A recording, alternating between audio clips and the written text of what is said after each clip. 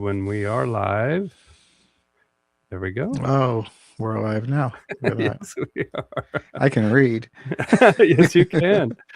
Ladies and gentlemen, welcome to another live stream on Bow Wow Bill Facebook page, YouTube channel, X. Now I'm on Spotify as well.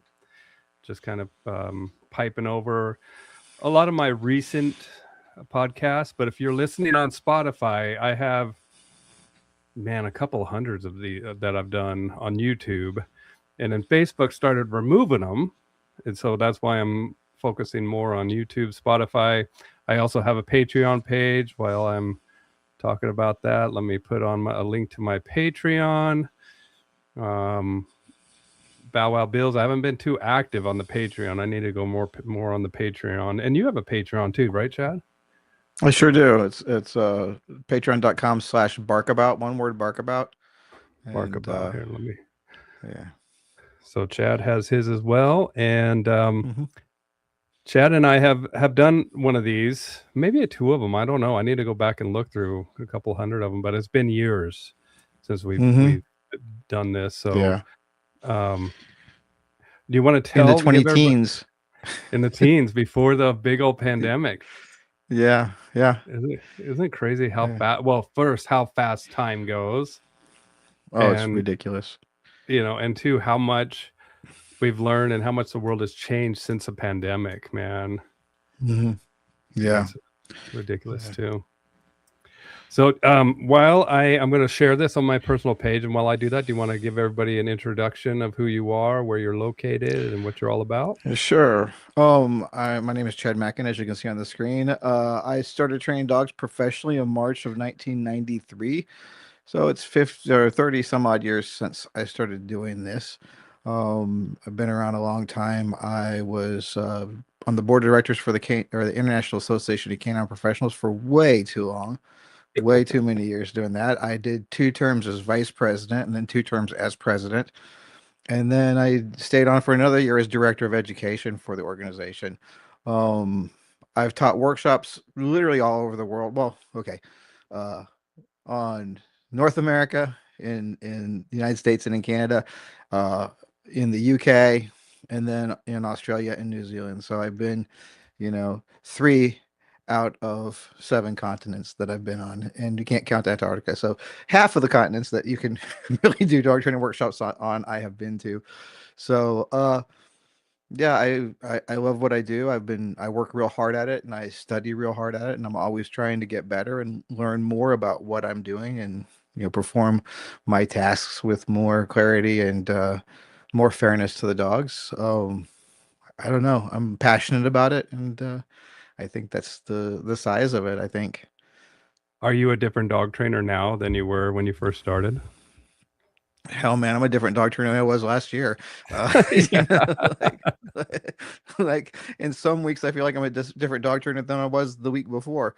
It's always a growing thing, but like the industry is so different now, right? Like when I started training dogs in '93, um, pretty much the only solution I had to anything was make compliance pleasant and non-compliance unpleasant, and that was pretty much the whole.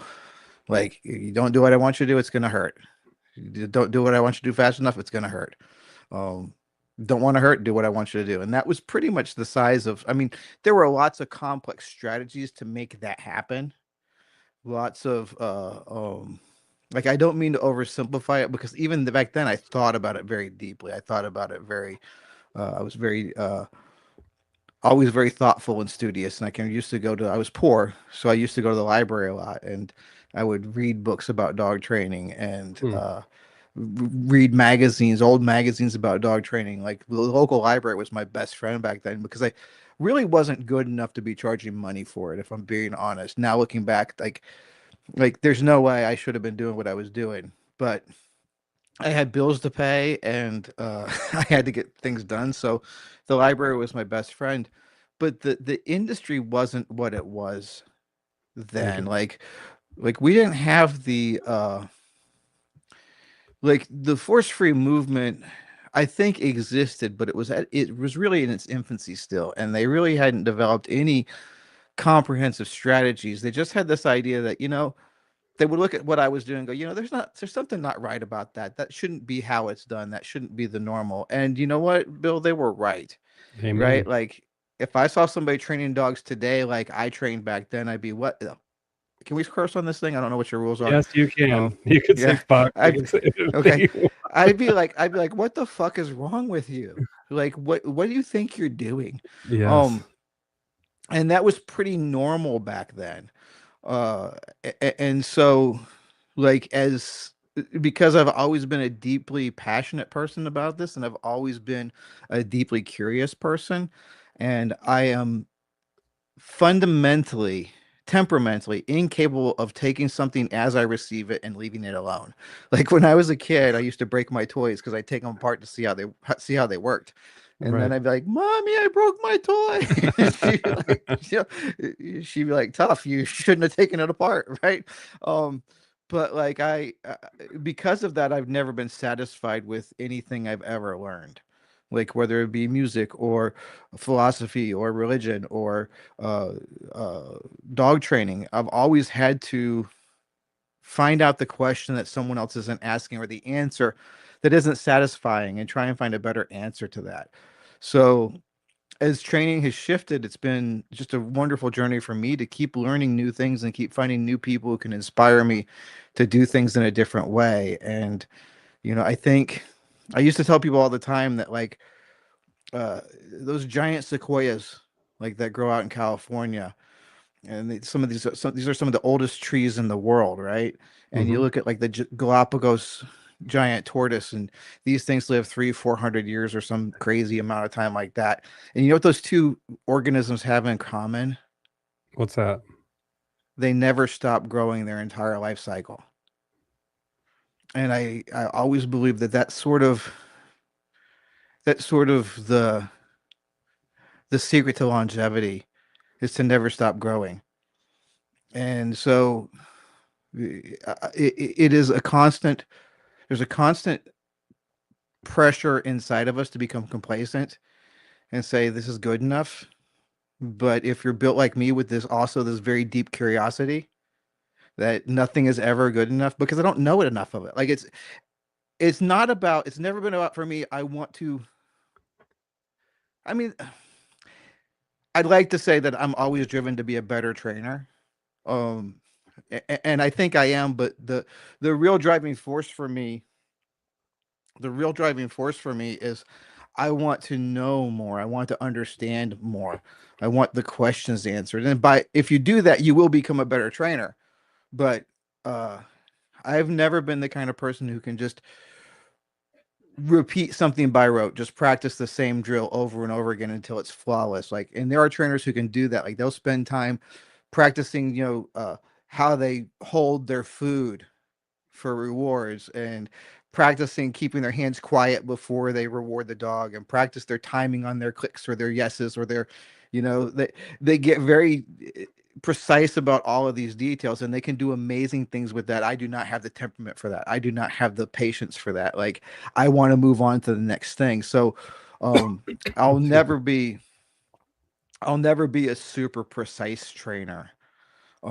That's Do you not just garner value from watching precise trainers sometimes? Oh yeah, I think it's beautiful. I think like you watch somebody like Ivan's dog's work. It's amazing. Or my friend Tekla, amazing trainer. The only reason I started learning about precision was because I watched my friend Tekla working. I'm going, that's beautiful. I want to do that dance too. And I do my own version of it. Like I think it's fun. Like there's a challenge in trying to get more precision out of the dogs. So absolutely, there's value there. Right. Certainly, um, but and for people who have the discipline to make that their thing, like more power to you. Like you're doing a great thing there, and you're making beautiful pictures and beautiful stories with your dogs. And um, but I'm like I'm not the classical guitarist. I'm like the dirty blues guy. Yeah, Just the jazz or blues or yeah, the BB King, where you just have well, a yeah, a little bit of distortion and just with a whole lot of feel, and they're both. I mean, both the most amazing classical guitar player and the most soulful blues player are both doing something beautiful, and I just, my heart is in the second one, not the first one, and that's but it's all about, for me it's still all about having this conversation with the dog, and making things work. And I've become a better conversationalist over the years, and that's my main thing. Cool. Well, and I think that, just like as we evolve, and you're talking about, as you were just beginning, if you were to look at yourself and the way you used to train dogs, that it's not necessarily a camp thing. I think it's inherent within the human psyche to know when something is right and wrong, and to Hmm. know when something can be done differently. And I think that, there is value in emotion, there is value in logic, but we can't get them mixed up. And we use logic, but we also use our emotion to guide our logic. But we can't replace the logic with emotion. And I also think that it's inherent in the human condition to continue to evolve, to innovate, to do things better. And as we have entered into this technological realm with this revolution that I'm so glad I wasn't born into. I'm so thankful I'm Generation X, as well as you are, that Hmm. we lived life before this technology where you had to source the information, and it took real work, and where we literally have these devices with any question you can ask, whether it be through search engines, or now we have the AI revolution Hmm. happening, and it's changing things. And I think that as you go out and seek that information, and the key is that you have to go out. I think that with this technological revolution makes so much information coming to us that it almost builds a wall around that individual, um, where the topic of this conversation, I wrote down build character. Hmm. And there are ways that we used to build character in the past where we would venture out to seek out the information, venture out to seek the mentors, um, and where we realized that we didn't have it all with access to it as an individual. But I Hmm. think that things have changed a little bit in our current environment, and therefore it has changed the industry in a way, sometimes for the better, but also I think for the worse as well. Yeah, I think so. Like, and I have this belief that every generation that's ever existed, going back to as long as people have been able to talk about the previous generation, so probably before we were writing, every generation that's ever existed, I think, has believed that the generation before them had it too rough, and the generation after them had it too easy, and that we were all born in the exact right generation, the perfect balance between discomfort and progress. And Gen X is no exception to that. And I but I Okay, Gen X is a unique thing, I think. Because I remember when I was probably 8 or 9 years old, this news program came on the television, right? Or the teaser for the news program, right? Talking about latchkey kids, Right. like the new trending thing. I go, Mom, what's a latchkey kid? My mom goes, you are. Right. And I'm like, what's that mean? She means you come home from school and there's nobody home. Like me and my brother, we came home from school, and we had a key to the house. The idea was the key was like A clipped to there. I necklace. don't know. Yeah, Yeah. but we had to like at a very early age, I was responsible for making sure I didn't lose my house key in order to get into my home.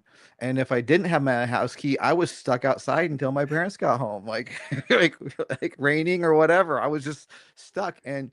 Um and so I think Gen X, we kind of grew up feral, especially in the summer times, right? Like my parents really had no idea what I was up to most days, right? Like they'd leave the house in the morning, we get up and we get on our bikes, and oh, the shenanigans we got into, and the crazy shit that we did that no sane child should ever do, and no parent would ever let their child do. And we had that. that feral experience where we had to settle our own differences. We didn't have teachers to tell. We didn't have parents to tell. It's like if you had a bully, you had to deal with it.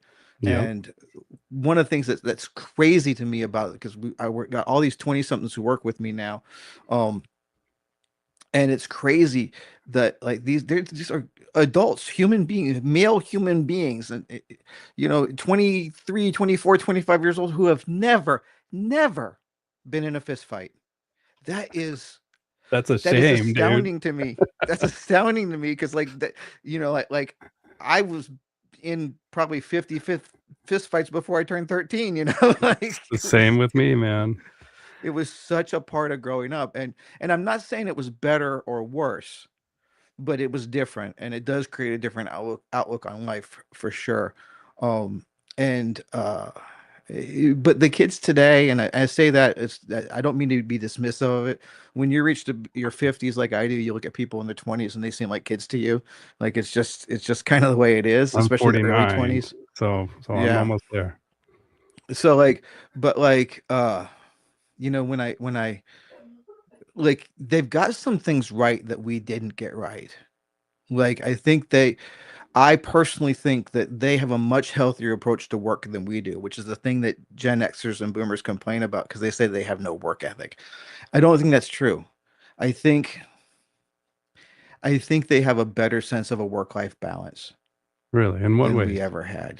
Well, like, so for example, like when I was coming up, like if your boss called you in on the weekend, you dropped everything, you went in. You didn't say no, right? And these kids are like, no, I'm not coming in. And they do it unabashedly. They don't even make an excuse. No, I can't. I'm sorry. And that's it. They don't say, oh, I got to do this. I got to do this. They just say no. They understand that no is a complete sentence. And um, I think that's really cool, because I wish, like, I think you've done one of these with Jay pretty recently, right? You had Jay on. Yeah, yeah. And I'll have him Yeah. on again. He's my good Yeah. buddy. I love Jay. Yeah.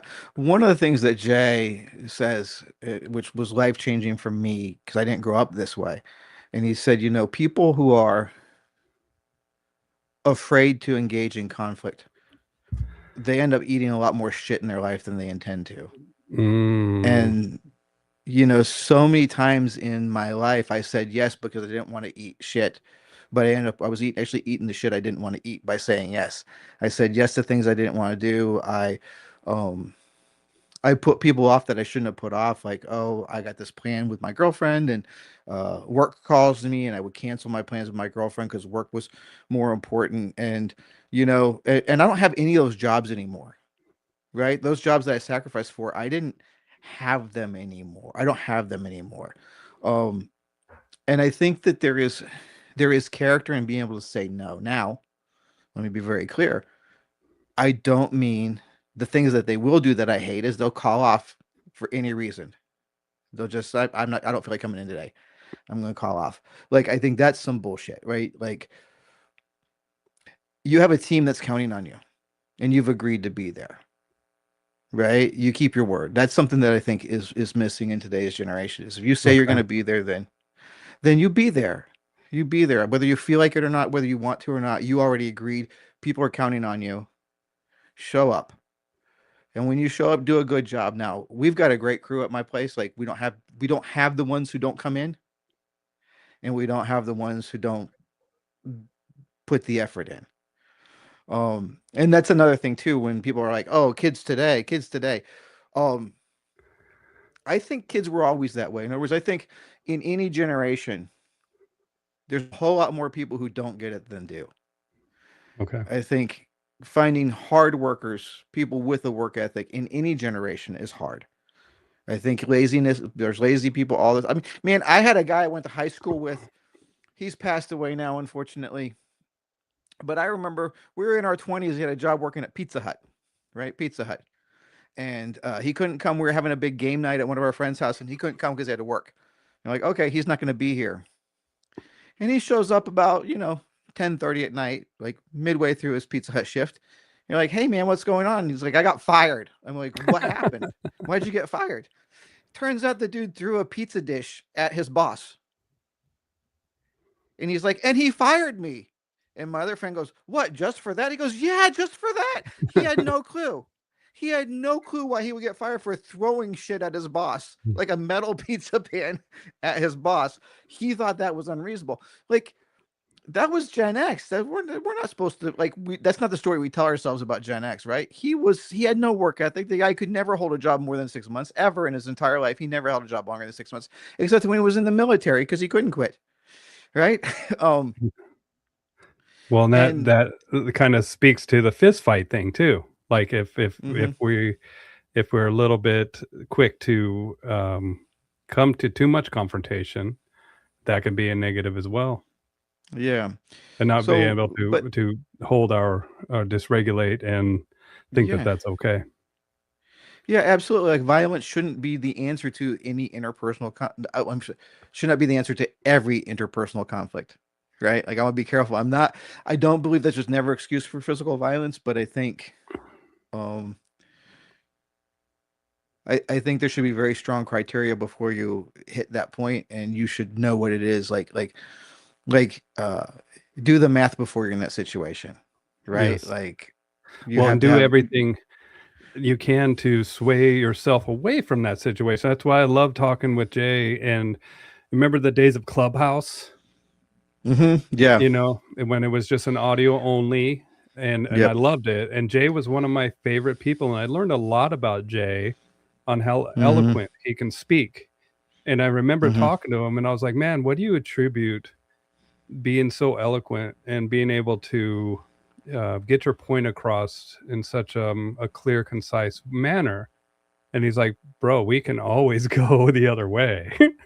You know, Yeah. Yeah. if people want a confrontation, like, I'm happy to be to be that guy because hmm I know how to navigate that space as well.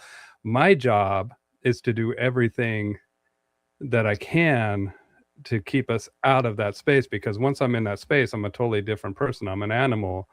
And so I've learned through the time to navigate and to keep that violent side of me kind of in Yeah.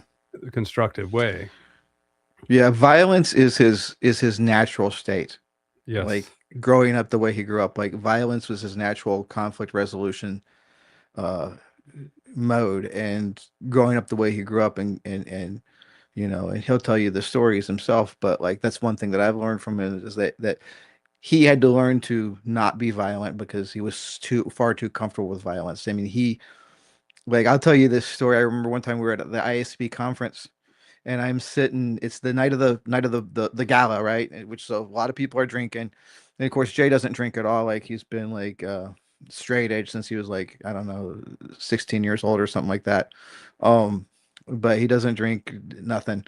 But I'm sitting there and I'm having a conversation at the table, and Jay comes up to me and he goes, "I think I'm gonna get to throw somebody out." I'm like, "What?" He goes, "There's a drunk guy in the lobby and nobody can handle it. I think I get to throw him out." And I'm like, "Oh, okay, let's go." So I get up and I follow him, and he walks out in the lobby and he's like, "Oh, he's gone." Like, there was visible disappointment on his face that he didn't finally get his excuse to let that part of him out. And whereas most of us would be like, "I'm glad I don't have to do that." Like, so in other words, I I am not I don't seek out violence, and I wouldn't even say I'm comfortable with it, but I'm capable, right? I'm capable if I have to be violent. Um and Jay, I feel like in that moment, at least, he was like, "I would love to be violent, but I can't." Right? And so very different, but I guess that's neither here nor there. But it was a fun story. Like, I just remember seeing that look of, like, man, I thought I was going to get to let unleash that part of me tonight, and I didn't get to.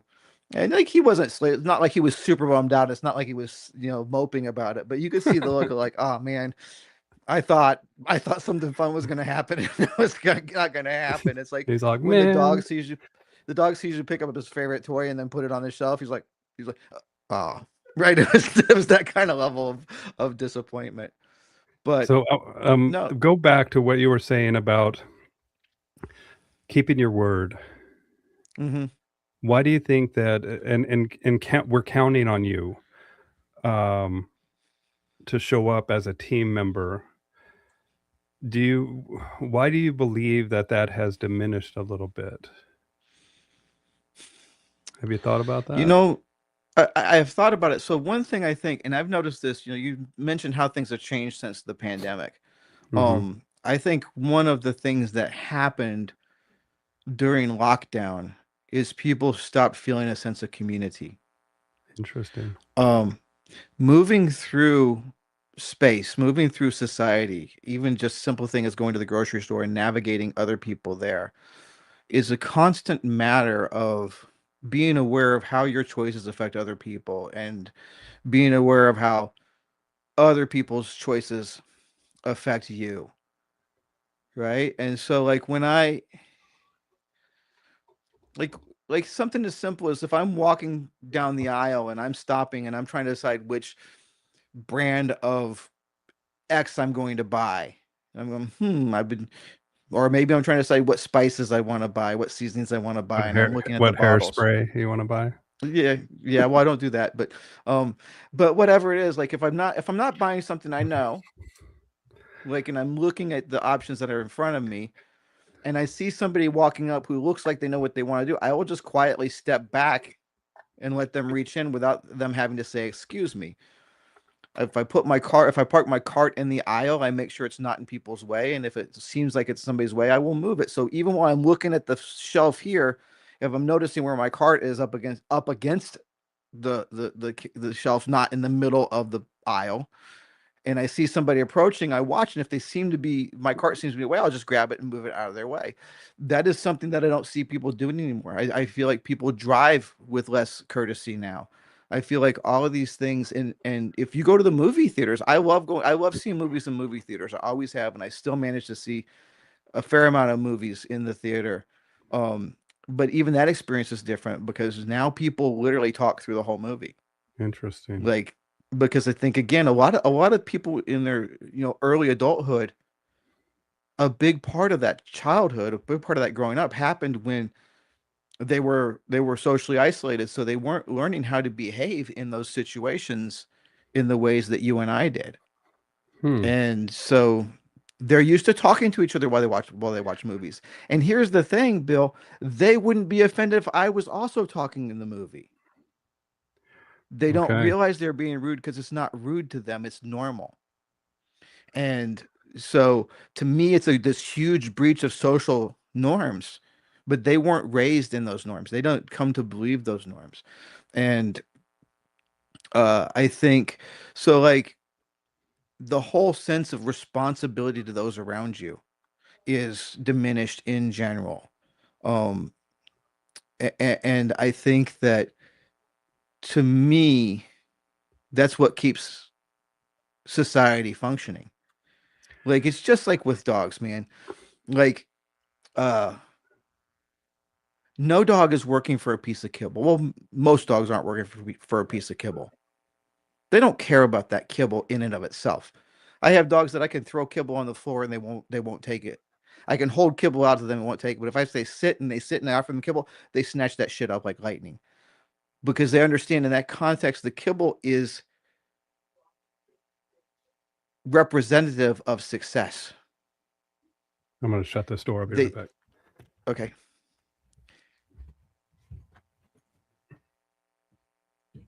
Sorry, my wife's out there watching, and so kibble isn't representative of success necessarily. It's It's just being. representative success. Oh, it is Yeah. representative. Okay. Yeah, if they earn it, if they earn it through that sit, the kibble says, "Hey, you did a good job." It's like those gold stars you used to get on your homework when you're like in first grade. Yeah. Like you can go to the store and buy 1,000 of those and put them on everything you write, but they won't feel the same as when the teacher did it. Yes. Okay. Good Right? point. There's a social part, a social event to that. And the same thing with leash corrections.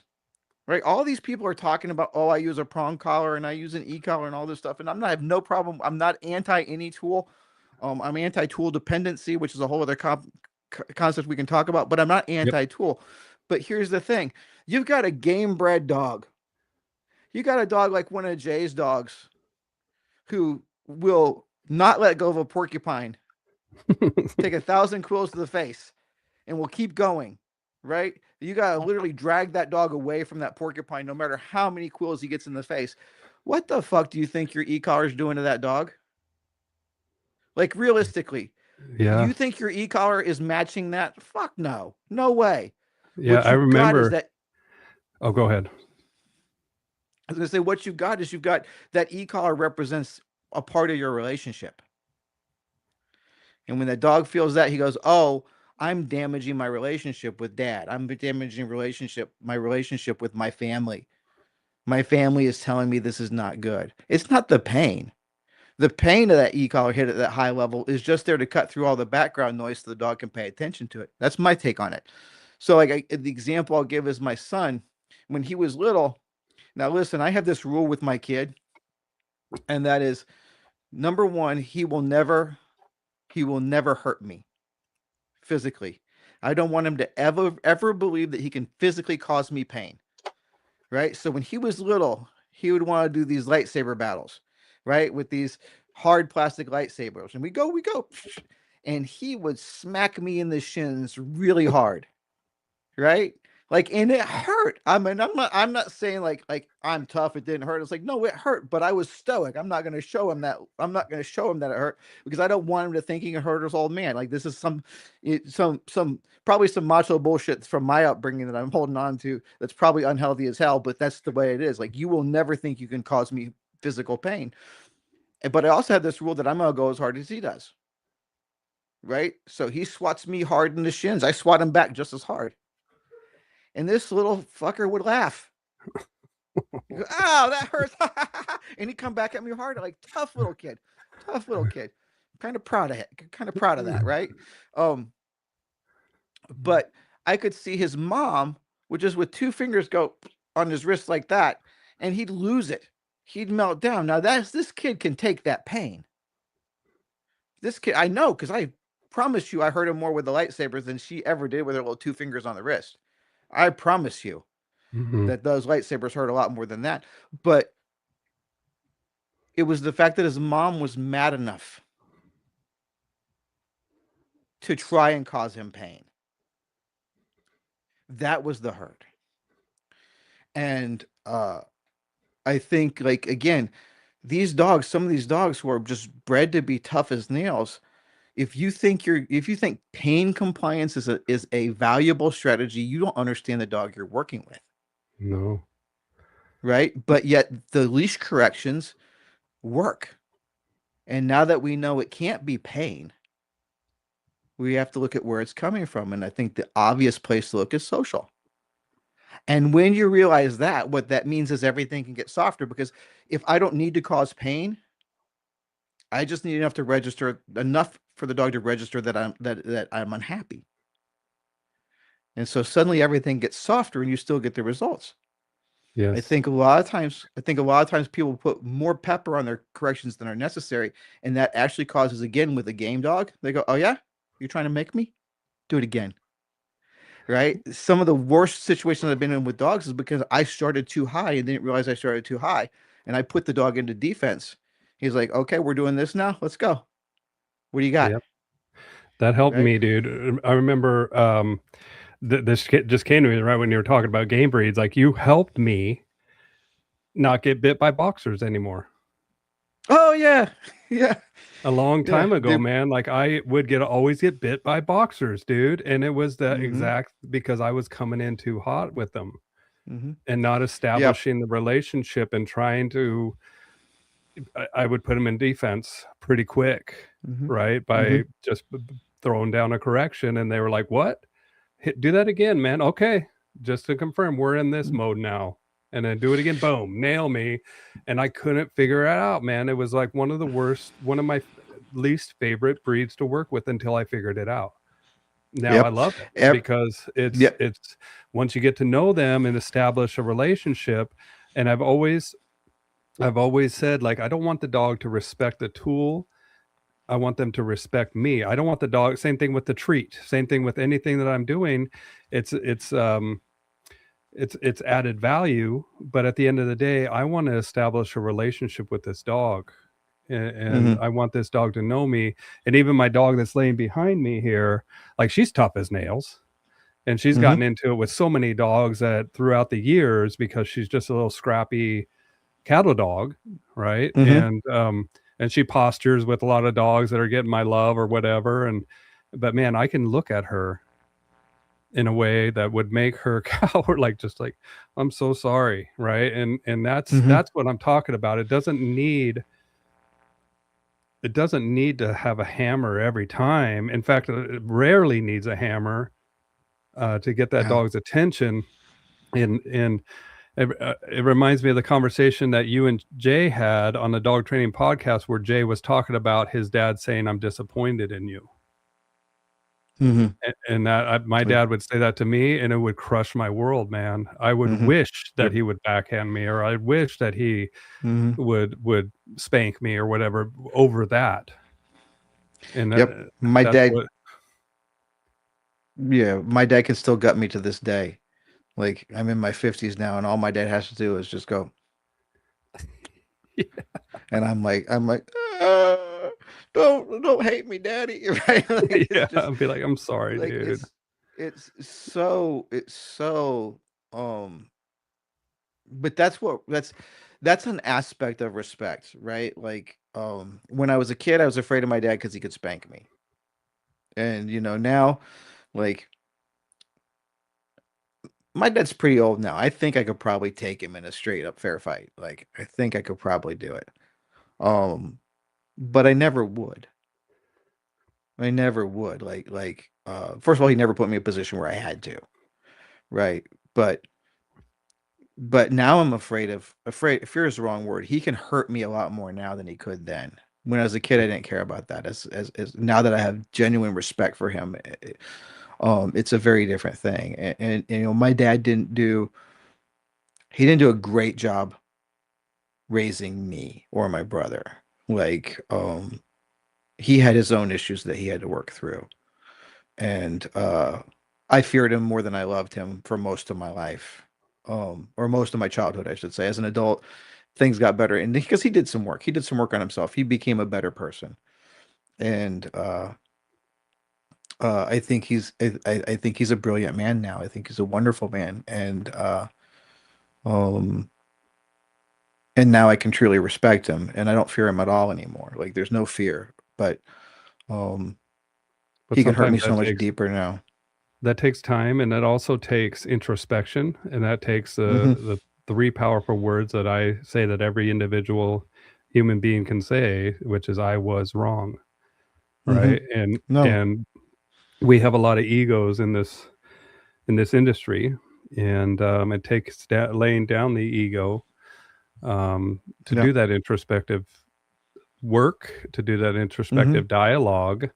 It's not Hmm. it's not pleasurable. It's in fact it's horrible when you start to Hmm. realize. And same thing when I start to realize all the dogs that I have mistreated during Hmm. my process of learning.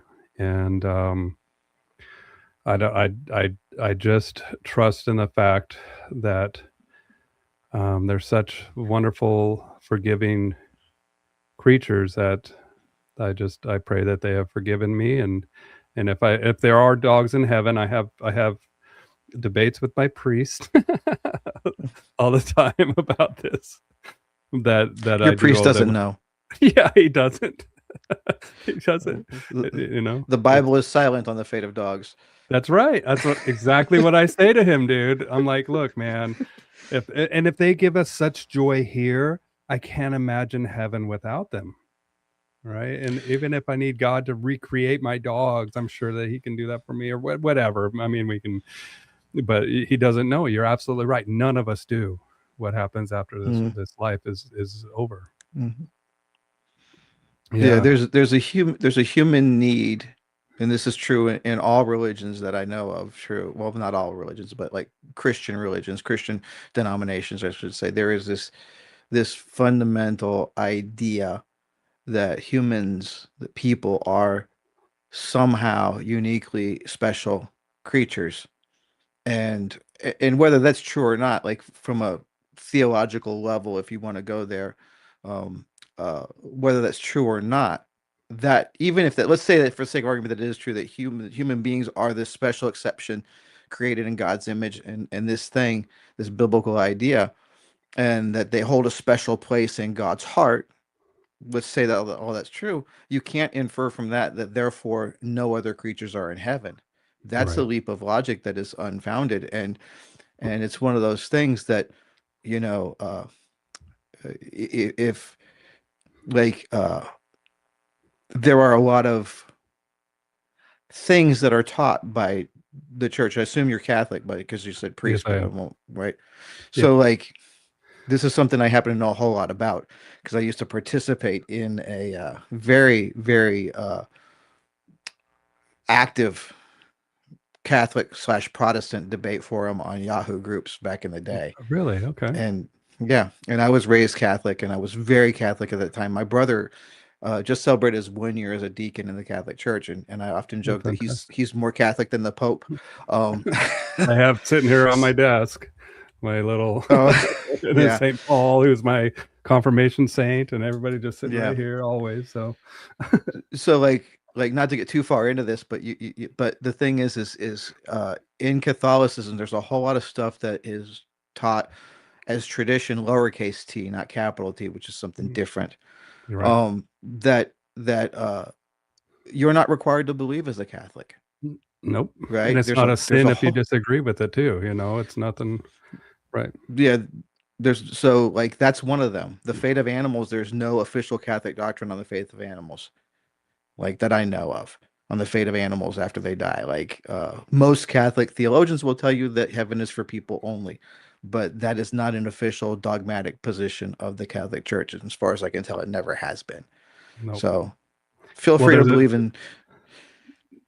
yeah, but feel free to believe it. But I believe that all my dogs are gonna be there licking my face, and the Mhm, dogs that I have worked with, I owe them a sincere apology, and I just hope that they see that I continue to do this introspective work to serve them better, because this is what I've traded my life to do, to be a proper steward and a proper teacher of other human beings on how to interact and understand them as fully as we are capable of, mhm, because we are interspecies, we are different species, and we're trying to communicate with the species that we will never ever know truly until we actually become a dog, how they interpret the world, time, all that stuff.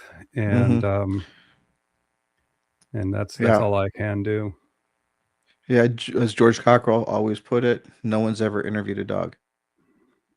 That's right. God And bless George, man. Speaking of yeah, George. giant of a man right there, man. I miss that guy so much. Like, Oh, you're gonna get me crying, dude. Don't yeah, like he was I'll one of st my main listeners here, dude. And mhm. I think that Beautiful soul. yeah, beautiful soul. And I think that that's something to remember as well, is that we Hmm. stand on the shoulders of giants today. Hmm. And I think that that's one of the reasons why I like the keep your word, and we're counting on you, is that as we progress in our age and as we grow and as we teach, that we want to instill in the younger generation to do better, um, to understand, and that we're counting on them to serve the dogs better than we are today, Hmm. right?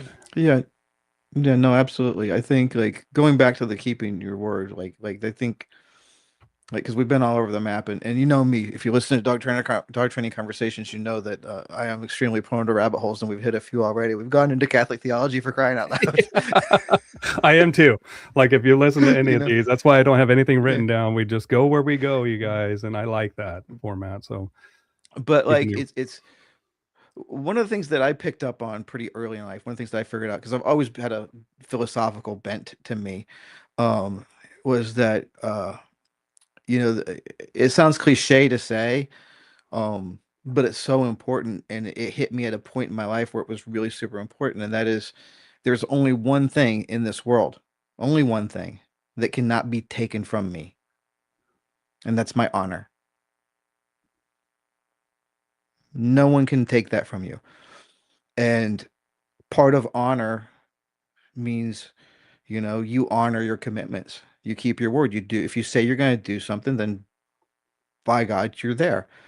Or you're going to die trying. You know what I'm saying? Like you can't always affect the circumstances, but if I look you in the eye and say I will be there tomorrow, you can bet if I'm not there, something has happened that it was insurmountable. It was never because I didn't feel like getting up in the morning. It was never because I had a better offer.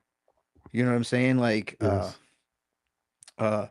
if like I can't tell you how many times like I've been scheduled to work and somebody said, "Hey, we're going to do this awesome thing today. You want to come with us?" It's like I would love to, but there are people counting on me. I said I'd be there. And I'm not the kind of guy because listen, you can call some people and you go, "Hey, I know I said I was going to be there. I said I was going to help you move today, but I got this other thing. Would it be that big a deal if I didn't show up?" And people are nice enough and kind enough. They go, "Oh, yeah, go do that thing. It's fine." But when you even make that request, what you're doing is you're putting that person in an awkward position because they don't want to say no to you. And you know what? If you do that to me, I'm going to say, "Yeah, go. Fine." Because you just told me I'm not important to you. You just told me Mm. that your word isn't important to you. And you've just moved over a category in my head. I will never tell you that. I will never say, "Hey, I just changed my opinion of you," because I don't want that to motivate you. I don't want I don't want you to be, "Oh, no, no, I'm sorry. I should have come. I'll come. Don't worry about it." No, if you say, "Hey, do you mind if I crap out on this thing that I told you I would do?" No, I don't mind. Go ahead. Go do it. I'll figure it out. And you'll Yep. never hear a word about it from me. But I will know from that point forward that you are not someone who keeps your word, and I will never see you the same again. Now, And on the flip side, say that they showed up, they did their work, and then after the fact, you found out that something great was calling to them, and they could have participated, but instead they chose to keep their word. Now, what is that do to the stock in their I book? mean, that's the thing is you never know somebody's character until they're tested, That's right. right? Like, Jay has this thing he says about gameness, right? Or that the gameness is the chief virtue. Hmm. It's the primary virtue because you're only virtuous insofar as you're game about that virtue. So for anybody who's listening who doesn't know what that means, what gameness means, gameness is in the dog world is that willingness to commit and push through whatever adversity gets in your way, no matter how bad it gets. So the goal for a game dog is what they call dead game, where the dog will die before he gives up. Once he sets his mind to doing something, nothing will dissuade him. That's that dog on the porcupine that I don't care how bad it hurts. I'm not letting go. I'm not giving up. Right. Which by the way is not a good survival strategy. Like, that level of gameness is not healthy. It is not healthy. But it is, but but anybody can tell the truth when telling the truth doesn't cost you nothing, That's right. right? It's when telling the truth is going to cost you something that you find out whether how important it is for you to be truthful. When you have to admit to doing something shitty to somebody you love, That's right. right? There's that That's saying, like, hurt me with the truth, don't comfort me mhm. with lies. Yeah. It's the same thing. Like, it's easy to be faithful if you're not tempted. Mm. Like, like I have never been tempted to cheat with anybody I've been with by a gay man. Like, never once has a gay man come up to me and I said, Oh, really? No, just kidding. maybe I might hit that. It's never happened. Never. It's easy for Me me to be too, dude. faithful. Right, right. But there have been times where there have been women hitting on me that I've had to that I have very I've had to make very very concerted effort to be faithful. Right. Right,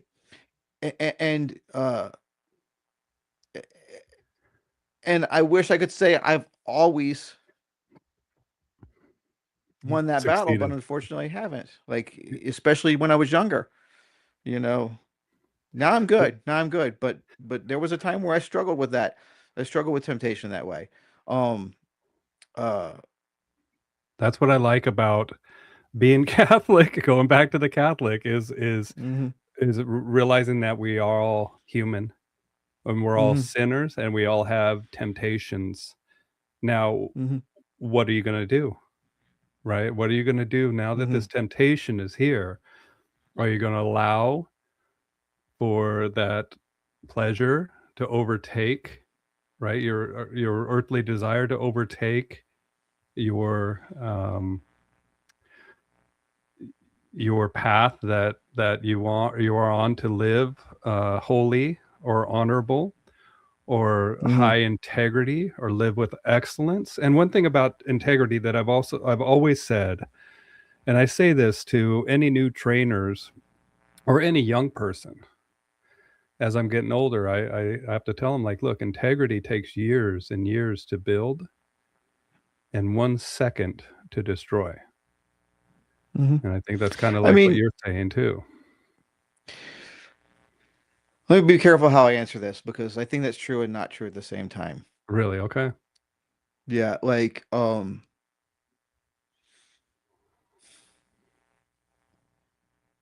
it's more of an intuitive response than an intellectual one. So give me a second to think about it. I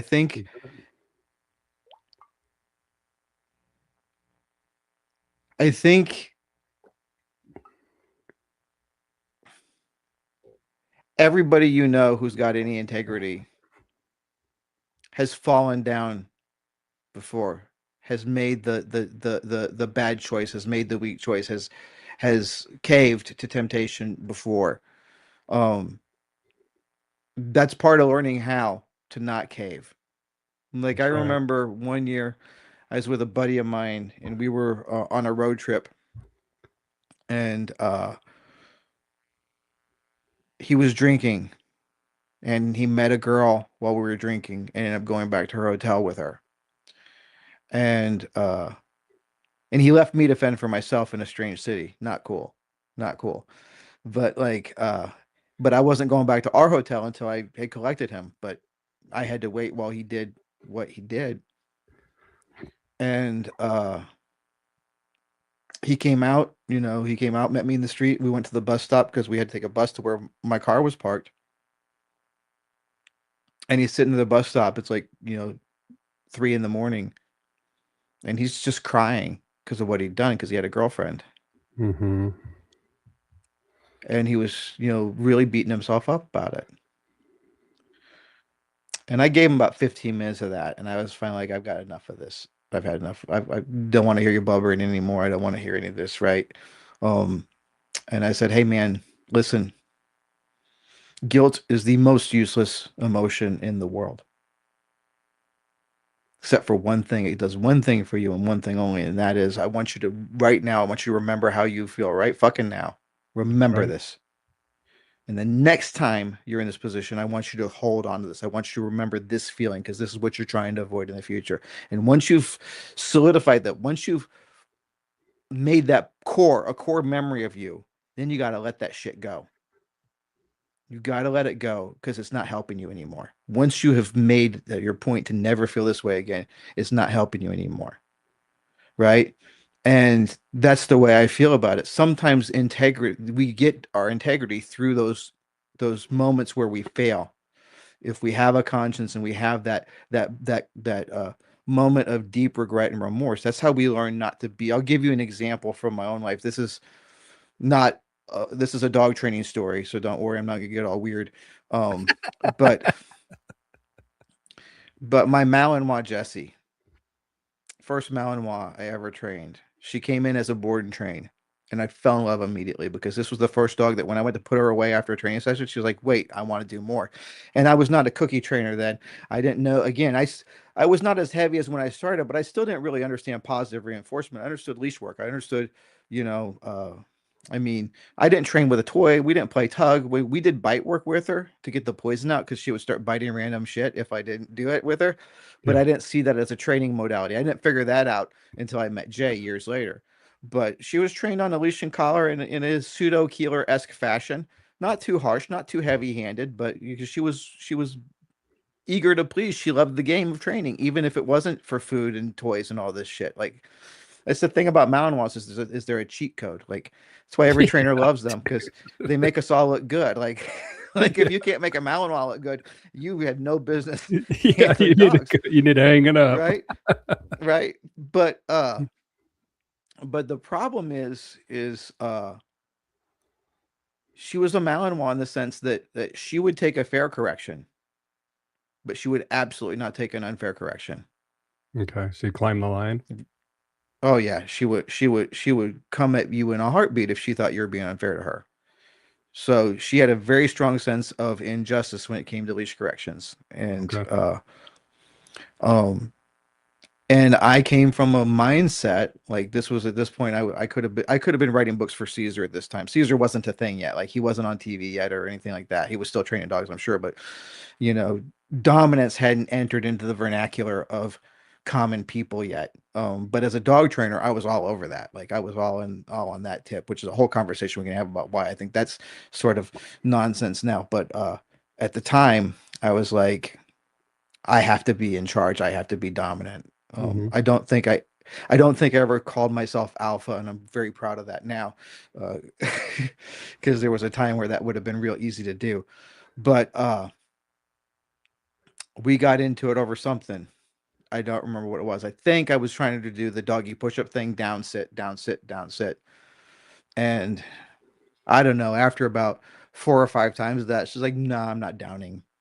I like this is stupid. What are you doing? Like make up your fucking mind and tell me what to do and I'll do it. But this going back and forth, I'm not into it." And so I get my back up because I'm a young man and I'm, got way too much ego and not enough common sense. And I go, "Oh no, you're gonna fucking down." And she goes, "No, I don't think so." And so I grab that leash and I give her a harsh correction. And she goes, "Nope, I'm not doing it." Give her another correction. She goes, "I'm not doing it." And I don't know how many times that happened before we end up in a real knockdown, drag out fight. She's coming at me and I'm trying to, defend myself. And, this is not a proud moment. This is to any young trainers here. This is not how you train dogs. This is how you be a arrogant asshole with a dog who is counting on you to keep them safe. There's nothing good about this story, nothing proud to be proud about. This is not a brag. This is my shame. And I'm being very, very open about it. I want to make that very clear. This is not a good story. Um, and we're in it. We're in it good. Like she's coming at me hard and I am doing everything I can to win. I'm not trying to de-escalate. I'm trying to win. I'm trying to push through. I am going to come out on top of this. You do not put your teeth on me under any circumstances. And I remember this moment. She's coming at me. She's coming at me and she's pissing and shitting the whole time. Yeah. And like I didn't process it in the moment. I did not process it in the moment, but when everything was calm, boy, I tell you, that broke me. When I understood what she was saying, I don't want to be doing this to you. You've left me no choice. I hate this. I'm terrified of what's going on right now, but my genetic predisposition does not allow me to do anything but keep coming at you until you're no longer a threat to me. Man, I was supposed to love that dog. My job was to protect her. My job was to take care of her. My job was to guide her and make her a better member of society. And somehow the fact that she didn't want to go sit and lay down and sit and lay down and sit and lay down at my whim, at my superfluous, unimportant whim, just because I said so, I acted like I had a right to demand that of her. And I believed I had a right to force her to do that for no good fucking reason. Just because I have thumbs and she doesn't. Yeah. And I mean, that was a moment that integrity was calling me, and I just took the phone off the hook. I How long failed ago her. was that? Oh God, that was mid 2000s. Okay. because she passed away in like 2007, 2008, I guess. Um, so it was, it was before that.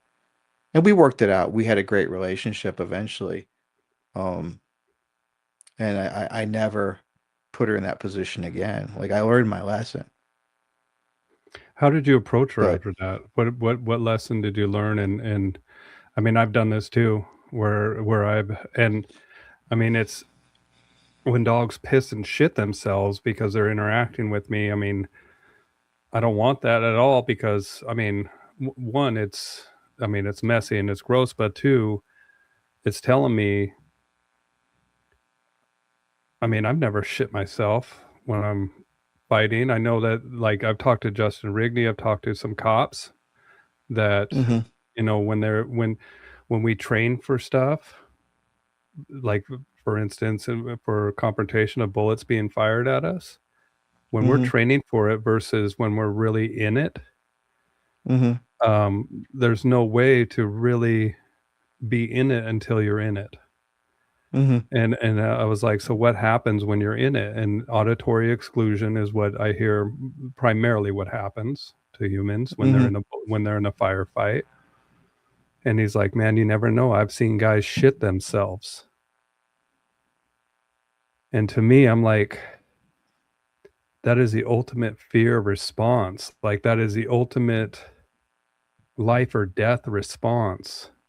hmm And if I just cause this to happen within this dog that I'm supposed to care about and supposed to communicate,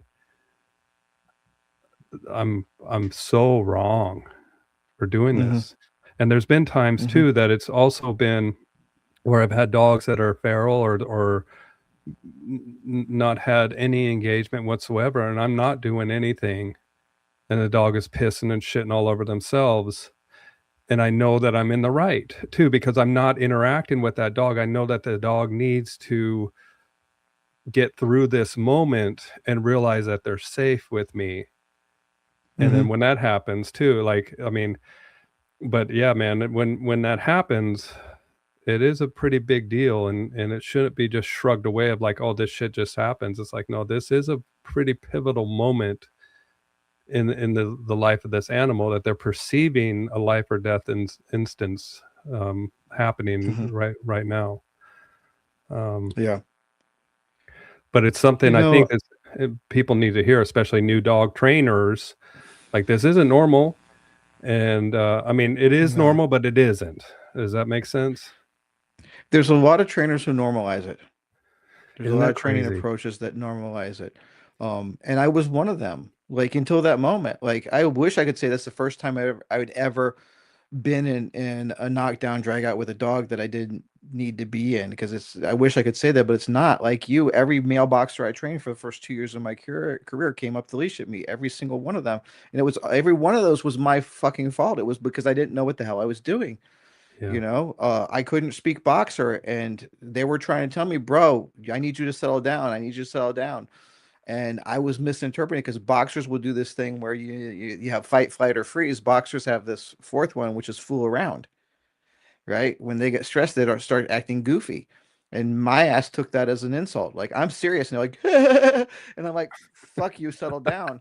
And they were trying to defuse the situation. And I didn't allow them to do that. So a whole lot of my early career was spent putting dogs in defense in a way that they didn't need to be because I didn't have the right mentors, I didn't have the right experience, I didn't have the right background. I was woefully underqualified. I was woefully underqualified when I started. And but this was my dog. Mm, And I had never had a dog come at me while shitting and pissing. mm, This was the part where I realized she didn't want to do this, she couldn't help it. There was mm. something inside her that was compelling her to keep coming at me because everything in my head said if she's that afraid, she should stop trying to bite me. Right. Which is what Yeah. I was going for at this point. It was just, you've got to quit trying to bite me. Right. And again, because all I had was a hammer, the whole problem looked like a nail.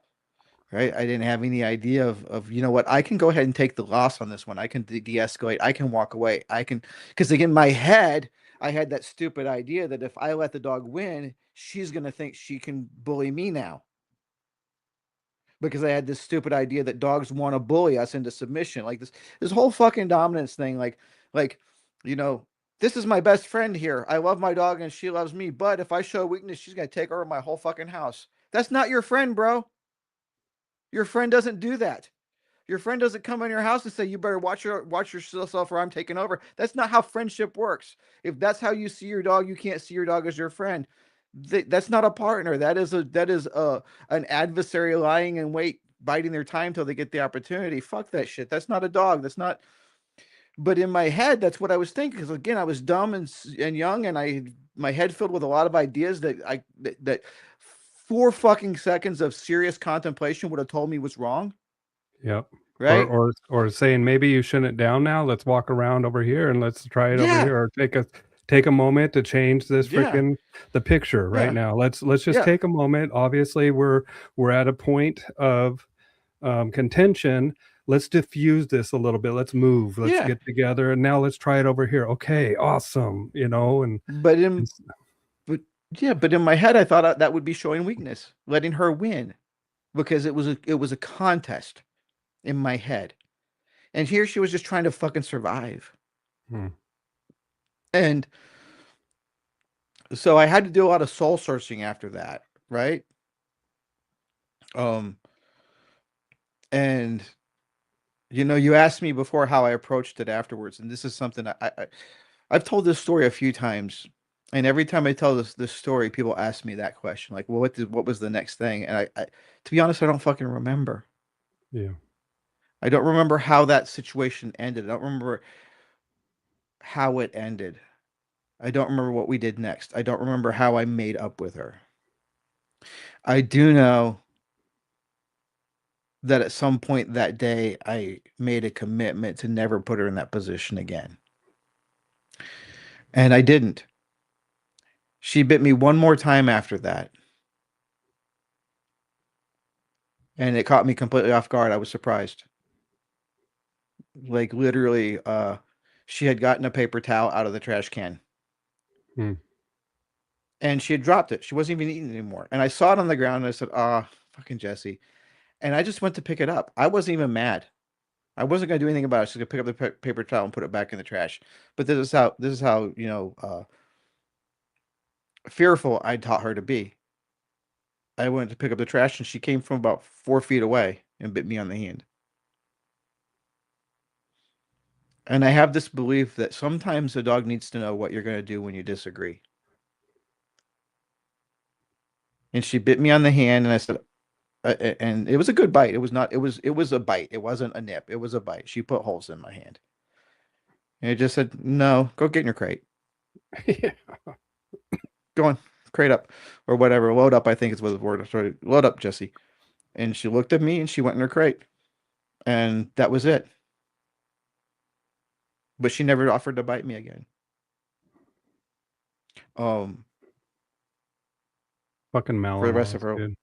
yeah. But I was in the wrong. Like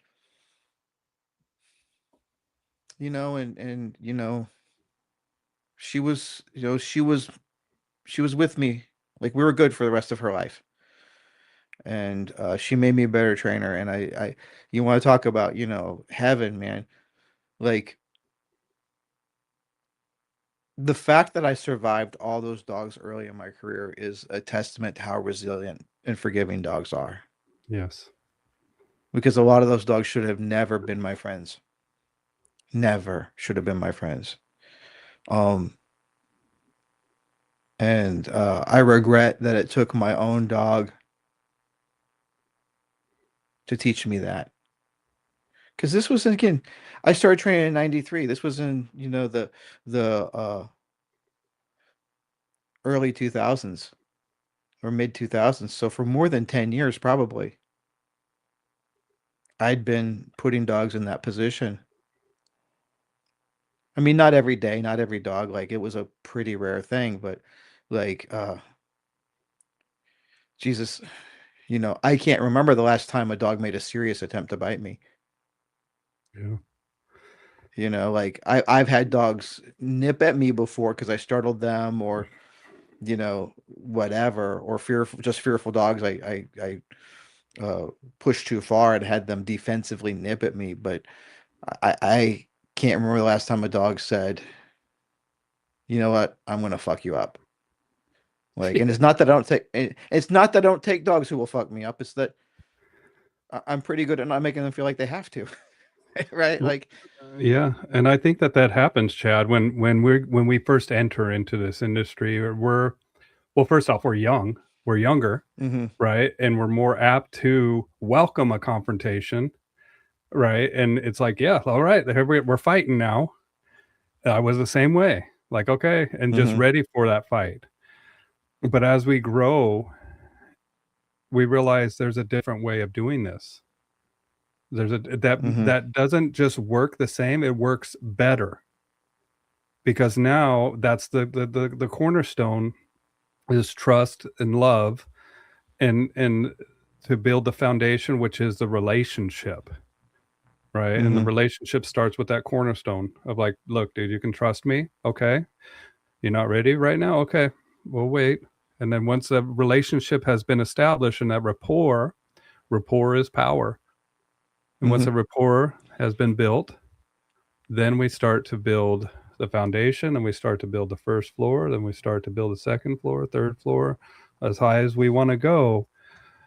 But we have to have a solid foundation, and mm-hmm, and that's what. And as we grow, and as I talk to trainers that have been around, and I've talked to trainers that have been training dogs like George and Linda, that have been mm-hmm, training dogs longer than I've been alive. mm-hmm, But I've also talked to trainers that have started in the last 2 years, 5 years, 10 years, mm-hmm, right? And that's my goal of these conversations, is that if any trainer hears the stories that we share and gains value, that at the end of the day, we're in this for the dogs. mm-hmm, And to realize, to take stock of your own emotional status, your well-being, and know that there is a way to do this better. And I don't just talk to balance trainers. I talk to force feed trainers. I talk to veterinarians. I talk to anybody, mm-hmm, because I want to talk to anybody that's passionate about dogs. mm-hmm, And the common thread that I see is the longer longer that you've been in the game, the more that confrontational attitude kind of goes by the wayside, and we figure out a different way of kind of how to communicate to build a good relationship.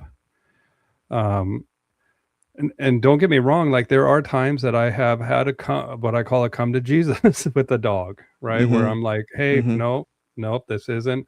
But it wasn't like it used to be, where I would have a much longer come to Jesus, or um, a much more thorough understanding of like, no, you need to listen to me. It's like whenever I have to come to Jesus, I reevaluate it on a much more deeper level with myself as well. And sometimes I'm like, yeah, okay, I'm good. I'm good with that conversation that we just had. Let's try this again mm-hmm, later, and hopefully we have some progress here. And I also mm-hmm, understand that there are times that we take a step back so we can take a few steps forward. mm-hmm, Um, but that's the commonality that I see with so many conversations that I've had, is the the diffusion of that confrontational attitude. And it might just be the young, pumped up, like, dude, I see myself in so many of these young trainers, dude. And a lot of, oh, look at that. A lot of it I miss about myself, because I am older. I just got over the flu too, by the way. So if I cough or anything, I'm last week it sucked. But I also know that I am a totally different trainer than I was when I first started. And that's what I hope mm-hmm, people realize, is that at the beginning of this conversation, now you're always like, there's, I always want to, I'm never satisfied with the answer. I always want to kind of reevaluate. I want to get a different perspective. I want to get a deeper understanding of what we're talking about. and there is no finish line here. No, We're always no. learning. You could have 1,000 lifetimes and you wouldn't barely scratch the surface of dog behavior and training. And if you think about it, like dog training as we know it today, like modern dog training, like I mean, people have been living with dogs for like 14,000 plus years. Like before we Yeah. had riding, we were living with dogs. Like I'm not trying to say that this is new, but dog training as we know it now is a relatively new thing, right? Like, um, probably going back, you know, like pet dog training, for example. Like working dog training has always been a thing, I guess, but pet dog training that didn't really come around, I don't think, until probably like become a thing until like the 1960s, right? Well, and I When just read this book, man. So, have you ever read the book Angels of Our Better Nature? I haven't, I've heard of it, but I haven't read it. You need to read it, man. I mean, it talks, excuse me. So, Angels of Our Better Nature is a history of why violence has decreased. Mm-hmm. Okay. And people think, whether it's the media or whatever, that we're living in a dangerous time, and we are not. We're living in the most safest time in the history of human beings. But Mm-hmm. with that being said, there's also these very important moments that have happened. And one, as you mentioned, the 60s, that was the evolution of human rights, women's rights, gay rights, and animal welfare, animal rights. Mm-hmm. Just came about in the 1960s, dude. Mm-hmm. Right? So I think you're right. Like the root of the industry that we have now stemmed from, or the stock, I guess the roots were, but it stemmed in the 1960s and it has started to evolve and become what it is today, Mm-hmm. um, because of the evolution of the human and civilization and safety and Mm-hmm. even it's a very it's a very concise book. It's pretty long read, but it's Mm-hmm. great. I highly recommend this book. I'll check it out. But the point I'm getting at is like 1960 to 2000, that's 40 years. So 2000 to 2026, that's now 26 years. So that's like 66 years Yeah. that we've been doing this, which if you're young, that sounds like an amazing amount of time. But as somebody who's, 53 fucking years old, that's nothing. Like that's nothing. Like if you think about other endeavors, plumbing was like fucking invented by the ancient Romans, right? Electricity, electrical engineering, 1800s, right? Um, uh, computer science, the 1940s or 50s, right? Automobiles, Yeah, planes, flying, right? Like all this. right. Like dog training is a very young art, Mm, and like any young art, we're just getting started. And we like to look at it as if we have this really complex and this really deep understanding because we understand like there are like if like I said this on my last podcast, if you were to stack up everything that is knowable about dogs right now, that we have information that we can concretely know about dogs and dog training and dog behavior right now, if we stacked all of that together in a pile next to all of the things that we have no fucking clue about, all the things that we know we have no clue about, it's gonna be like this is what yeah. we know. This is what it's off the screen. The camera can't even pick up my hand. And if we go, that's the things we know we don't know. And then you have things that we have no clue exist. I mean, we're a little razor thin slice of the knowledge that is out there for us to have. We don't know shit. The most knowledgeable one of us out here, the most knowledgeable motherfuckers on the planet about dogs and dog behavior. In 100 years, we're gonna look like fucking Luddites. Yep. We're gonna look like complete fucking morons. They're gonna be looking at us like we look at doctors who used to fucking pack wounds with fucking manure. That's what we're going to look like. And we think we're so enlightened and so smart. And we are just Like none of us deserves the confidence that we have right now, because we're like blind children stumbling around in the dark trying to find our way, and we think we have eyes to see, but in 100 years we're going to look like idiots. We're going to like, and that's just the way anything is. That's the way Like the that's the way human evolution so, is yeah, onward and upward. exactly. And Yeah, so we're all kind of dumb, and we need to be aware of that. Like humility is super important. Like I tell this everybody, like whatever, whoever you are, I don't care who you are. I don't care if you're, you know, uh, how many awards you've won, and not just dogs, the whole life. Everybody in the world is certain about something, 100% certain that they cannot be wrong about one thing that they are absolutely wrong about. We all have one, at least, right? that's We all have one at least, and and when you understand that, and this is not about you, this is about me. In other words, like when I say these things, these are reminders to me too, right?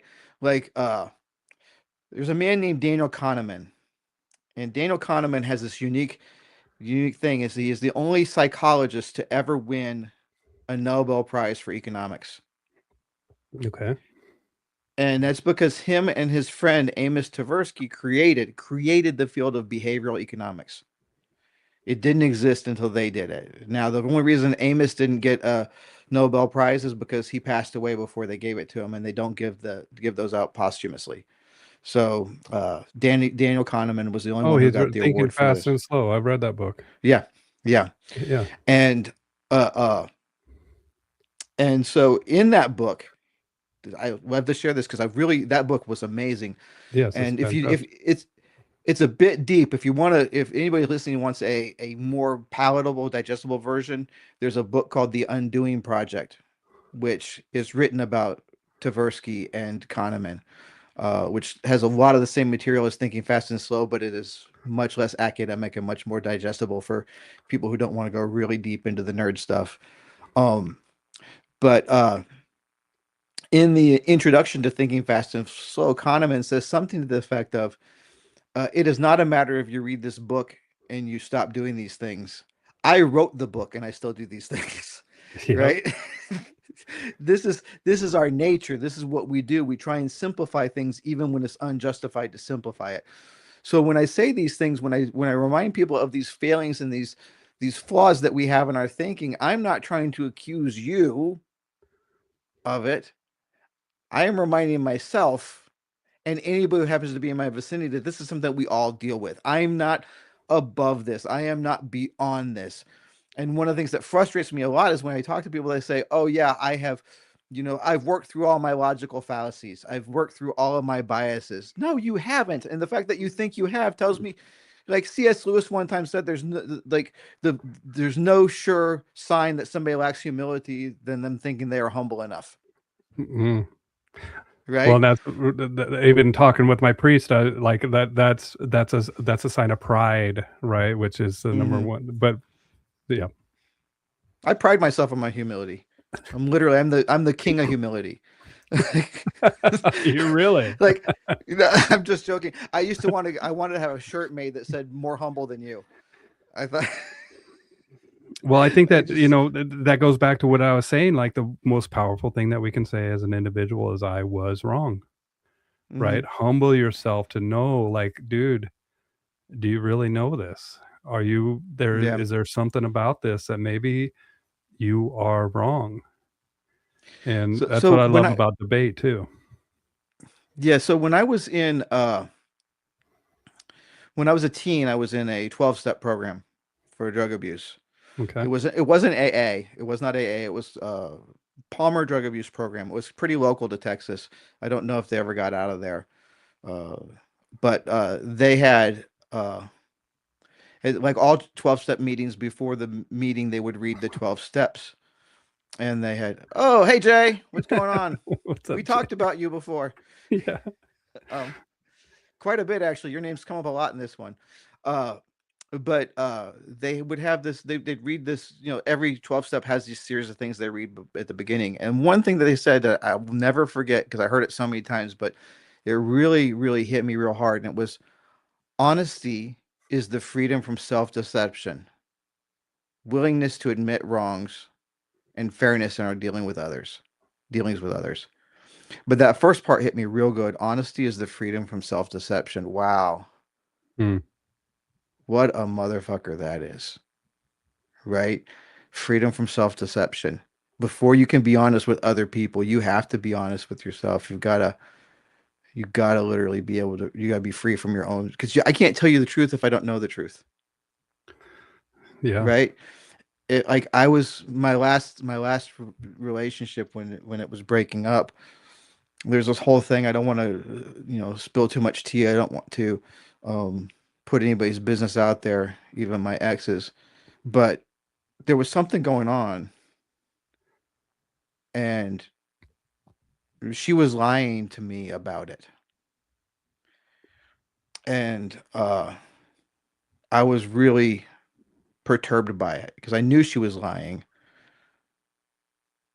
and but she would look me right in the face and tell me I was imagining things. It wasn't real. And speaking of Jay, I called up Jay and I was like, yeah, yeah. And Jay said, no, dude, she's lying to herself. You're Mm. just caught in the crossfire. Fucking Jay, Yeah. that guy. And I was like, oh yeah, that makes sense. She couldn't tell me the truth because she couldn't admit the truth to herself. Mm. Right. And it's the same thing. Like I can't tell you the truth about my motives if I have not done the work to know my motives. And I cannot tell you the truth about why I gave that dog a correction if I've not done the work to understand whether whether my emotions were leaking into that correction or whether it was a smart choice. I can't tell you whether the reason I can't tell you the truth about why I decided not to give a dog a correction if I haven't done the work to know why I made that decision, that I'm not letting my emotions interfere. And that's the motherfucker because we all lie to ourselves. Did you know that judges across the board statistically are more likely to give harsher sentences to people right before the lunch break or right at the end of the day? If you come at the beginning of the day or right after lunch, you're more likely to get a lighter sentence.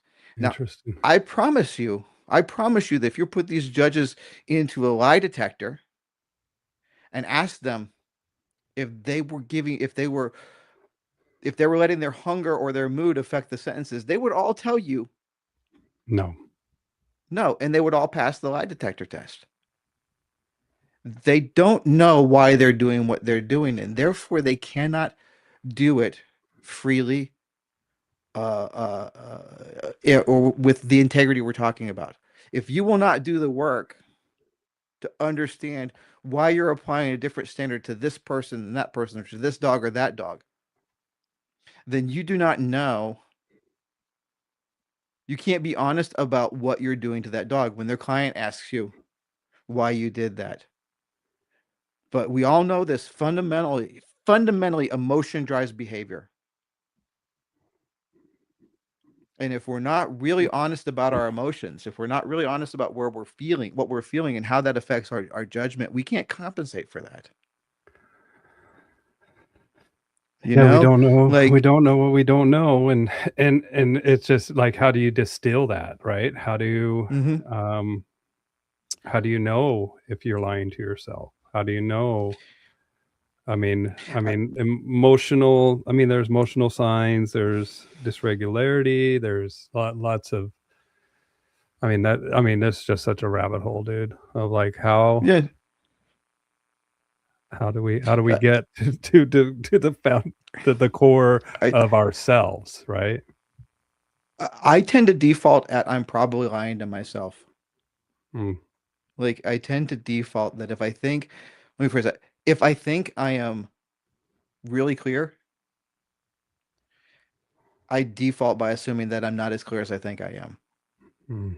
If I can sense the conflict, if I can sense, I feel conflicted about this, then I can unpack that. But when I'm like, oh yeah, this is right, there's probably something I'm not paying attention to, right?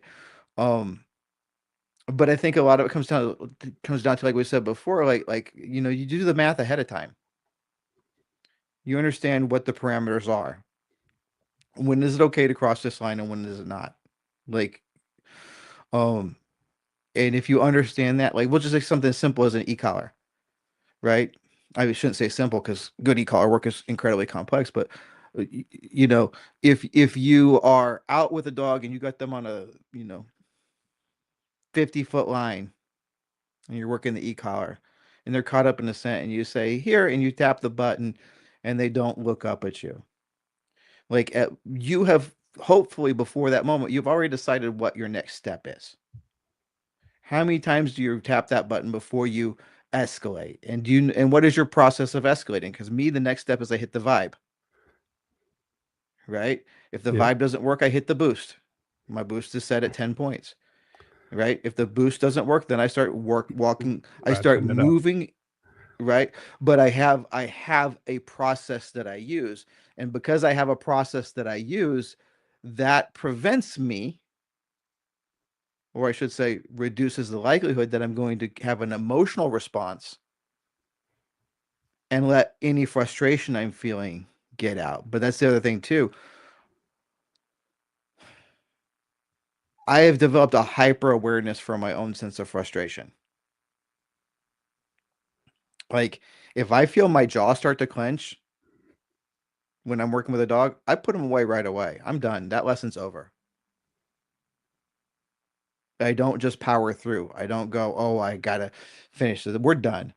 Because once I hit that point, I once I get it, because what's happening when we do that, when we get in that rage system kicks in, that frustration system kicks in, we are in a threat response. And one of the things that we know about threat responses is that they destroy creativity. They make us less likely to see opportunities and make us more likely to see threats. We don't think Hmm. clearly. We don't look for benefits. We look for danger. And if I'm working with a dog and I'm looking for danger and not opportunities, I am in the wrong headspace to build that dog the way I want them built. And I can fake it. Frustration begins where understanding ends. Yeah, I think that's probably a part of it. I would clarify that to say that um, frustration, the rage system, uh, it, it, it this is we know this like it triggers when we feel blocked, when we feel impeded. So yeah, when understanding ends, yes, or when we feel like this should have solved the problem and it didn't work. When like one of the things that will frustrate me more than anything else is traffic lights, right? Like for me, being interrupted is a huge source of frustration. Noises And it's frustrate the hell out of me, yeah, like and that's not because certain I don't noises. understand. Yeah, it's not because I don't understand. It's that I'm trying to do something and this stupid light has gotten in my way, or this noise has gotten in your way. Um, Frustration is the biological response to feeling like we are being blocked or impeded, and that's where all anger comes from. Hmm. According to Panksepp, at least that's where all anger comes from, is that feeling of being prevented from doing something we're trying to do. And Okay. and so when I hit that point with a dog, I know that until I get out of that state of mind, I am not going to see them correctly, which means I'm not going to have good judgment. Hmm. Right. But sometimes just being able to say, hey, I'm feeling frustrated because of XYZ, there's an interesting experiment. And I wish some people can tell you all the names of the experiments and who did them and when. I don't have that. My memory's not that good, but they did this experiment where they would put people in an fMRI and monitor their brain. Hmm. And they would show them a picture of a face, and then they would ask them a face that was showing an emotion, right? Maybe anger or sadness or whatever. And then they would show them a bunch of other faces, and they had to pick the face that was showing the same emotion as the first face. And when they did that, the emotional centers of the brain lit up in that fMRI, just went like a Christmas tree as they're trying to process these emotions, right?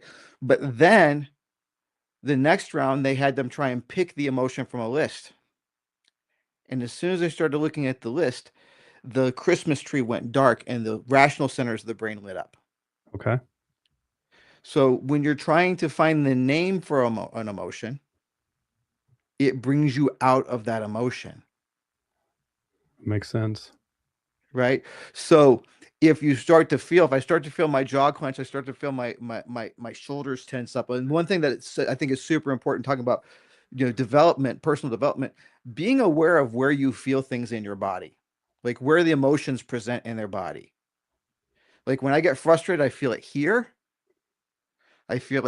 and I feel it in my shoulders. Yes. Those are my frustration points. Like when I feel that tension in my sinuses, And you'll even raise I up your know, shoulders a little, like you'll carry yeah, yourself a little differently too. yeah. And when I feel that, so when you start to learn to recognize those things, then you start to go, oh, I am feeling frustrated. When you name it, and then you go, there's another piece of Jay wisdom. I'm glad he's listening because I'm talking a lot of, I'm saying a lot of great things about him. The tendency sometimes to go, I shouldn't be frustrated right now. I'm mad at myself for being frustrated, or I'm being weak, or I'm being right. I like, instead, what I do is I go, oh, that's interesting. It's interesting that I'm feeling frustrated right now. I wonder what that's about.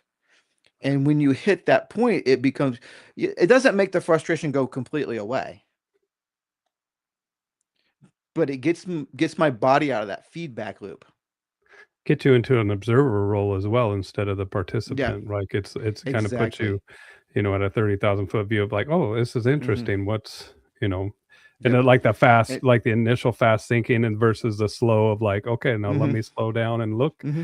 at this at a more methodical way. And I remember C.S. Lewis one time wrote something to the effect of, you can study your toothache or you can experience it, but you can't do both. Yeah. Right. Um, Like it literally and changes your mind. Like, and same yeah. thing when you're in frustration, when you're in fight or flight, we're not Hmm. contemplating. Like we're not, because Right. contemplation takes access to all parts of bouncing of the left and right brain, and you're in a mode, and Hmm. it's a psychocybernetic mechanism that happens in our brain, that keeps us in survival, right? And and it's automatic. It's something that we don't have Hmm. control of. We can observe it, and when it happens, and we can let it dissipate in its natural Hmm. cycle. But there are key elements to this that are um, a survival mechanism, both in our brain and the Hmm. dog's mind as well. Yeah. So when I'm working with a dog, I really want to stay in that seeking system, which is the curiosity system, which is the let's go find out what's going on system. Let's get more information. Let's collect resources together, right? Like and so to me, if I'm in the seeking system, the training is going to be fun. It's going to be good for the dog. It's going to be good for me, even if it's a quote unquote bad lesson, even if things aren't going well. Dog's not sitting when I tell him to, or not sitting straight, or is confused about sit versus down, or whatever. Now my job is to solve that puzzle, which is it's like a video game, Yep. right? How do I solve this puzzle? And I got my friend there to help And me now it's an solve the puzzle. We're interactive puzzle, Yeah, like we're the video playing it game. like Jay says again, how do I get this thought bubble here into that head over there? Hmm. It's a game of trying to fill in the gap. It's how do I communicate non-verbally with this creature and get them to understand this very clear picture in my head and make it clear in their head. That's a fun game. It's a It is. challenge. And if you approach it that way, you can enjoy it. And that doesn't mean we can't use corrections. It doesn't mean we can't say no. It doesn't mean we can't ever disappoint the dog. But if we're in that headspace, then we can be relatively sure that if we're doing those things, it's coming from a place of making the game more fun and more interesting, and not from a place of trying to impose our will. Trying to be Like, the despotic dictator of like, you will yeah, do what I say, or you will be punished, and it's my I way or the highway. yeah, I tell you the first real big change that happened in my training. This was before that story with Jesse. I was already working on this, but I still had bad habits that snuck in. But when I picked up How to Be Your Dog's Best Friend by the monks of New Skeet, there's a line in there who basically it says something to the effect of training is not imposing our will on the dog in the name of obedience. Hmm. something to that effect. It's not imposing our will on the dog in the name of obedience. Or maybe it was obedience isn't imposing our will on the dog in the name of training, something like that. But this idea that the best work is not about imposing our will on the dog. Boy, that's a big one. That's a big one for a lot of, for the way I came up and for what balance training was. At that time, it wasn't even balance training. It was just training. It's just what was being done, right? Like there wasn't, like I said, there were force-free trainers out there, but they were largely, outside of the dog training community at large. They were, you know, uh, they were like, there wasn't a big force-free movement. They were kind of considered the crazies back then, and they Yeah. still are by a lot of people. Yeah. But Well, some of them I are, and don't. some of the other side are too. I mean, Well, it, yeah, these extremes where, um, like I heard a story. I mentioned this on a comment today, and I wish I could remember who told me this story, but um, somebody had taken a dog to, pretty sure it was a Corso. Could have been another big mastiff type breed, but I'm pretty sure it was a Corso.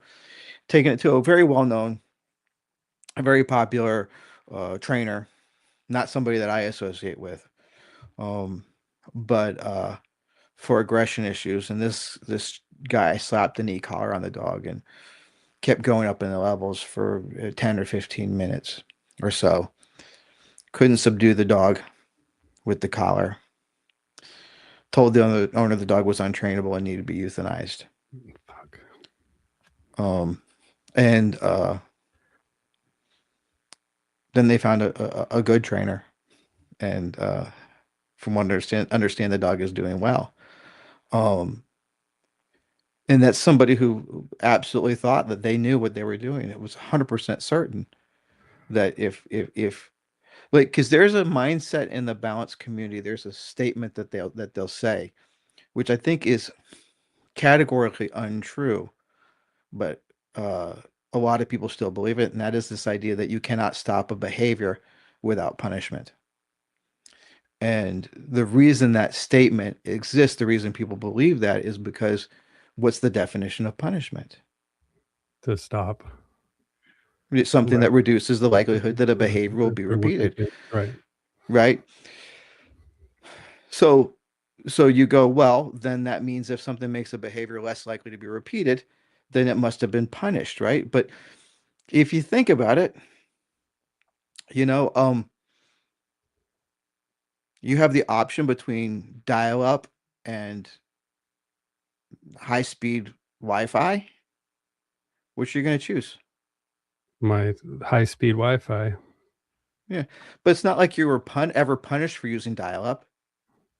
No, but you just made a choice. It's just There were less both efficient. options, right? Yeah, one was Yeah, less efficient, and one. yeah. So, so here's the thing about training that's super important for any trainer out there, especially young trainers who are trying to figure out the way they think about it. Like the quadrants are a mess, and I'm not saying they're not useful because they are. I'm saying that early on, especially early on, they're going to cause more confusion than clarity.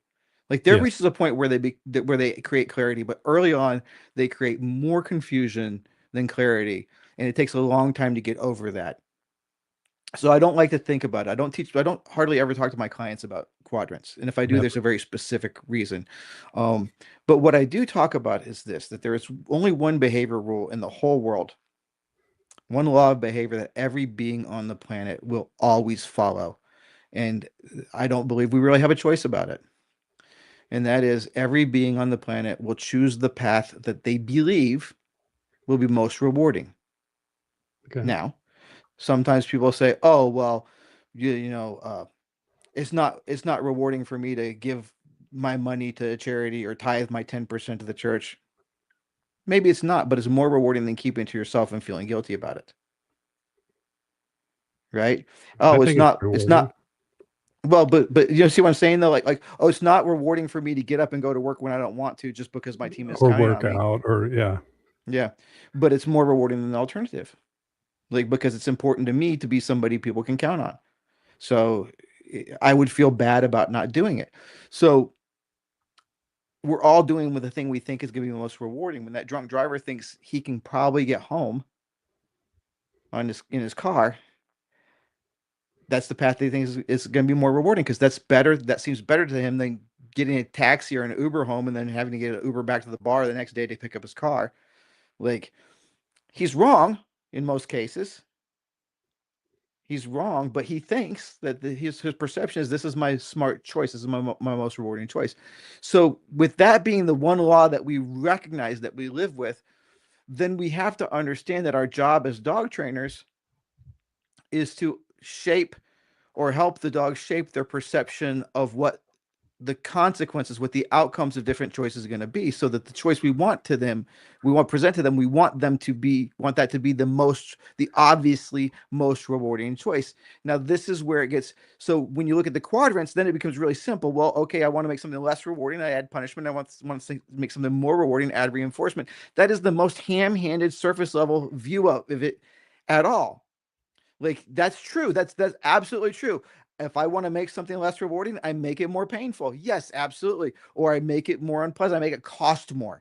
Absolutely. I want to make something less or more rewarding. I add value to it, or I reduce the cost, right? So we can increase the cost or reduce the value, right?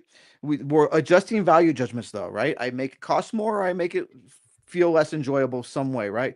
But there are lots of other ways to adjust value. Like, for example, scarcity. Like, all of these traits used to be a really big deal when I was not when I was coming up, but actually it's in the Bill Keeler book. Like, stop talking to your fucking dog, right? Like, a lot of balanced trainers will say, oh, you talk too much to your dog. Like, I remember there were some trainers who say they would challenge their owners to go 3 days without talking to their dog, I've right? done that. Um, yeah, I mean, it was a real popular thing, and And it not worked. touching too. And not touching too. Yeah. Like talking, And, if you get through that, then don't touch. yeah, Right? and it and all of that works, but why? Because it's creating a scarcity environment. Yes, Now exactly. your words are scarce, so they have more value. Now your touch is scarce, so it has more value. So why do trainers do this? Like, um, they use existential food for training. It's a scarcity mindset. Like, I'm going to make my dog's not food motivated. Let him go hungry for a couple of days. Now he's food motivated. We can increase the value of something by reducing access to it. And likewise, we can reduce the value of something by adding access to it. Hmm. Right. So, for example, Mark Goldberg has this thing that he used to say. I love this. Like, people will call him up, go, my dog runs away. And he'd say, why? Does he hate you? Fucking Mark. I And love Mark. they go, well, no, he doesn't hate me. Well, why is he trying to get away from you then? Because if you love somebody, you don't try and get away from them. Why is he trying to get away from you? Well, he's just wanting to explore. He's just wanting to look at stuff. He just wants to explore. Okay, so why don't you explore with him? Yep. Let him explore. Go with him. So the opportunity to explore is not this rare thing that he only gets when he gets loose, but it's something he gets to enjoy doing with you. Now we've given access to this, and we've made it. It's still rewarding, but we've made it less uh, compelling because he gets to do it regularly. Right? Like a candy. When you're a kid, if you grew up like I did, my parents hardly ever bought candy. There wasn't candy in my house growing up. I got candy at Christmas, Easter, and Halloween. But there was Right? candy at grandma's house, and dude, I knew exactly where that bowl was, and I hit that thing right when I got in and right Yeah. when I was leaving, But you know? but here's the thing: as an adult, I can buy candy any fucking time I want. Like, I don't need anybody's permission to have candy. Like, like, I don't know if you've seen the meme that I see it go around sometimes. You've probably seen it because you're on the internet, but it's like, I don't know who needs to hear this, but you can go buy a whole cake and eat it yourself. There's nobody will stop you, right? Like we have, and because I can have candy anytime I want, it's pretty easy for me to leave candy alone.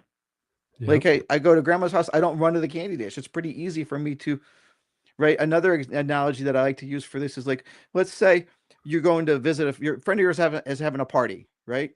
And you're like, man, you're 10 minutes from my work. I get off work at 5. I know your party's not starting until 6, but can I show up early? I'll help you set up, because I don't want to go all the way home and then come back. They're like, yeah, sure. Come on, help me set up. You go, great. So you get there and there's some hors d'oeuvres and shit that are out. And your friend's like, I'm going to go finish getting dressed. You finish doing all this stuff. Just don't eat any of the food till the guests arrive. Yeah, Right? of Now, if course. you had a big lunch, that's easy. Yeah. That's easy, no problem. But if you skipped breakfast and lunch because you're working real busy and you just can't wait for dinner, boy, that's gonna be hard. It's gonna be hard for you to not eat that can or eat those hors d'oeuvres. It's good, like you're gonna put a lot of effort into not doing that because now the scarcity is the wrong place, right?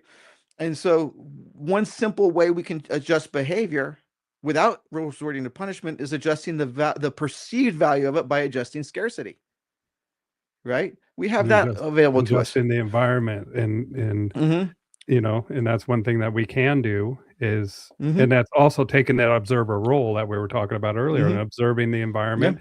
What Mm-hmm. tweaks can we make here? What tweaks Mm-hmm. can we do that's going to make this dog think differently about Mm-hmm. their experience here Mm-hmm. already? And that's the other thing too. How many dogs did I punish out of fear coming up? Mm, Right now, here's the thing. People will say you can't do that. You can't punish them out of fear, and that's technically true. But what you can do, and I'm not saying this is good training, but I like to tell the truth. And even if the truth is somewhat unpleasant, what you can do is you can take an option off the table. You can punish away the lunging and growling and force the dog to think of it a different way. Like in other words, if my default is no longer allowed, I have to find some other way. And if you take away that I'm going to lunge and growl at this other dog away long enough, they'll go, hey, I haven't lunged or growled at a dog in a long time and nothing bad has happened. That does work. I'm not saying it's a good strategy. Please understand that's not how I would do it. That's how I did it before, and it did work, and that's why it did work, right? Because not because the dog I was changing, the punishment wasn't changing the dog's emotion, but taking away that environmental control forced him to come to peace with the situation he was in, right? Now I can do that differently. So if you bring to me a reactive dog now, and I want to work on reactivity, if we're at that point, we're going to say we're going to focus on reactivity. Here's what I do. I have a training room, which makes things so much easier. But I will put you in the training room. I'll put you usually in a folding chair with a bowl full of goodies for the dog. You can have them too, but they're dog treats, so you probably don't want them. But I'll put you in the folding chair with a bowl full of goodies, and I leave the room and I go back to my daycare and I grab a dog. And I grab a dog that's going to be pretty calm and not react if that dog blows up. Right? And I come back to the door. I wave at you through the window. When you nod at me, you're ready. I'm open the door. I don't even come in the room. I just open the door. And as soon as I open the door, you start putting food in front of that dog. I don't care if he eats it or not. I don't care. If he's knocking it out of your hand, trying to get the dog, let it fall on the floor. That's fine. Then after a few moments, I'm going to shut the door and you're going to go, all done. You make the blackjack hands, all done. And the food stops. And then a few moments later, I'm going to open the door again. You do the same thing. And with most dogs, it takes about no more than 10 reps before they start barking at the door and then looking back for the food. Yep. Right? Where's the food? Where's the food? We've changed the Right? picture. And then by 20 reps, they start to get agitated when you say all done and they stare at the door waiting for the dog to come back. Hmm. Right? I've changed the way the dog feels about that dog's presence. I Like haven't punished now, anything. I want you to come back. Like it's like Yes. instead of the bark and get away, it's like Yeah. come back. Like Mm-hmm. And then I switch dogs out. I do that with 3 or 4 dogs. By the fourth dog, I'm walking the dog in the room and I'm walking around the room. And the owner's walking their dog around the room. And in most cases, that's all we have to do. And every once in a while, there'll be a dog that still barks out of habit. I always say the hardest time for me to quit smoke when I quit smoking, the hardest time for me to not smoke was when I got in my car yeah. because that was my habit. Start the car, light a cigarette. Start the car, light a cigarette. And Bill, I'm going to tell you that problem persisted until I got a new car.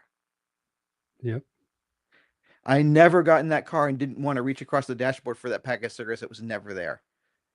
And that car never got clean to me. I got a new car, no problem. Not even think about lighting a cigarette when I start a car. But I promise you, if I got in that car today You'd probably and want to started it up, smoke. I'd want a cigarette, right? So that's how ingrained that was. But it wasn't because I wanted nicotine, because that's just what I did in that situation. The power of So habit. yeah, exactly. Great book too, by the way. Yes. So sometimes with those dogs, that's where we add the punisher. When the dog is half-heartedly going ruff ruff, and you go, hey, knock it off. And my number one punisher for that, a squirt bottle with water. Okay. Squirt, squirt, stop it. Oh, that kind of sucked. That's my number one punisher for reactivity is a squirt bottle with water. And it like, I'm not saying this is 100%. Like some dogs just want to murder other dogs, and that's not reactivity, that's I aggression. You don't got think to handle that anything's differently. 100%, man. Yeah, no, of course not. But Right. like the problem is when you say stuff like that, people always come up with the same fucking kind of lame argument. Well, yeah, what if you get a real dog? That's fine for cupcakes. What if you got a real dog? Like, dude, I've done this with dogs that have attacked other dogs before. I don't know what you call a real dog, but yeah, there are some dogs that are like, no, I want to murder other dogs, and I don't care what you say. And those are going to be different. That's not going to work for them. And I've But done that with as you, dogs that are this big that wanna murder that dog, and I've done it yeah, with, dogs that are yeah, way more than me, yeah. and then I send them to John Sparks. No. Yeah. But most of the time there's no punishment involved in that. And the other thing, and this is super important too, we look at training, we tend like that's the quadrants are just for operant conditioning, which is a very small part of experience.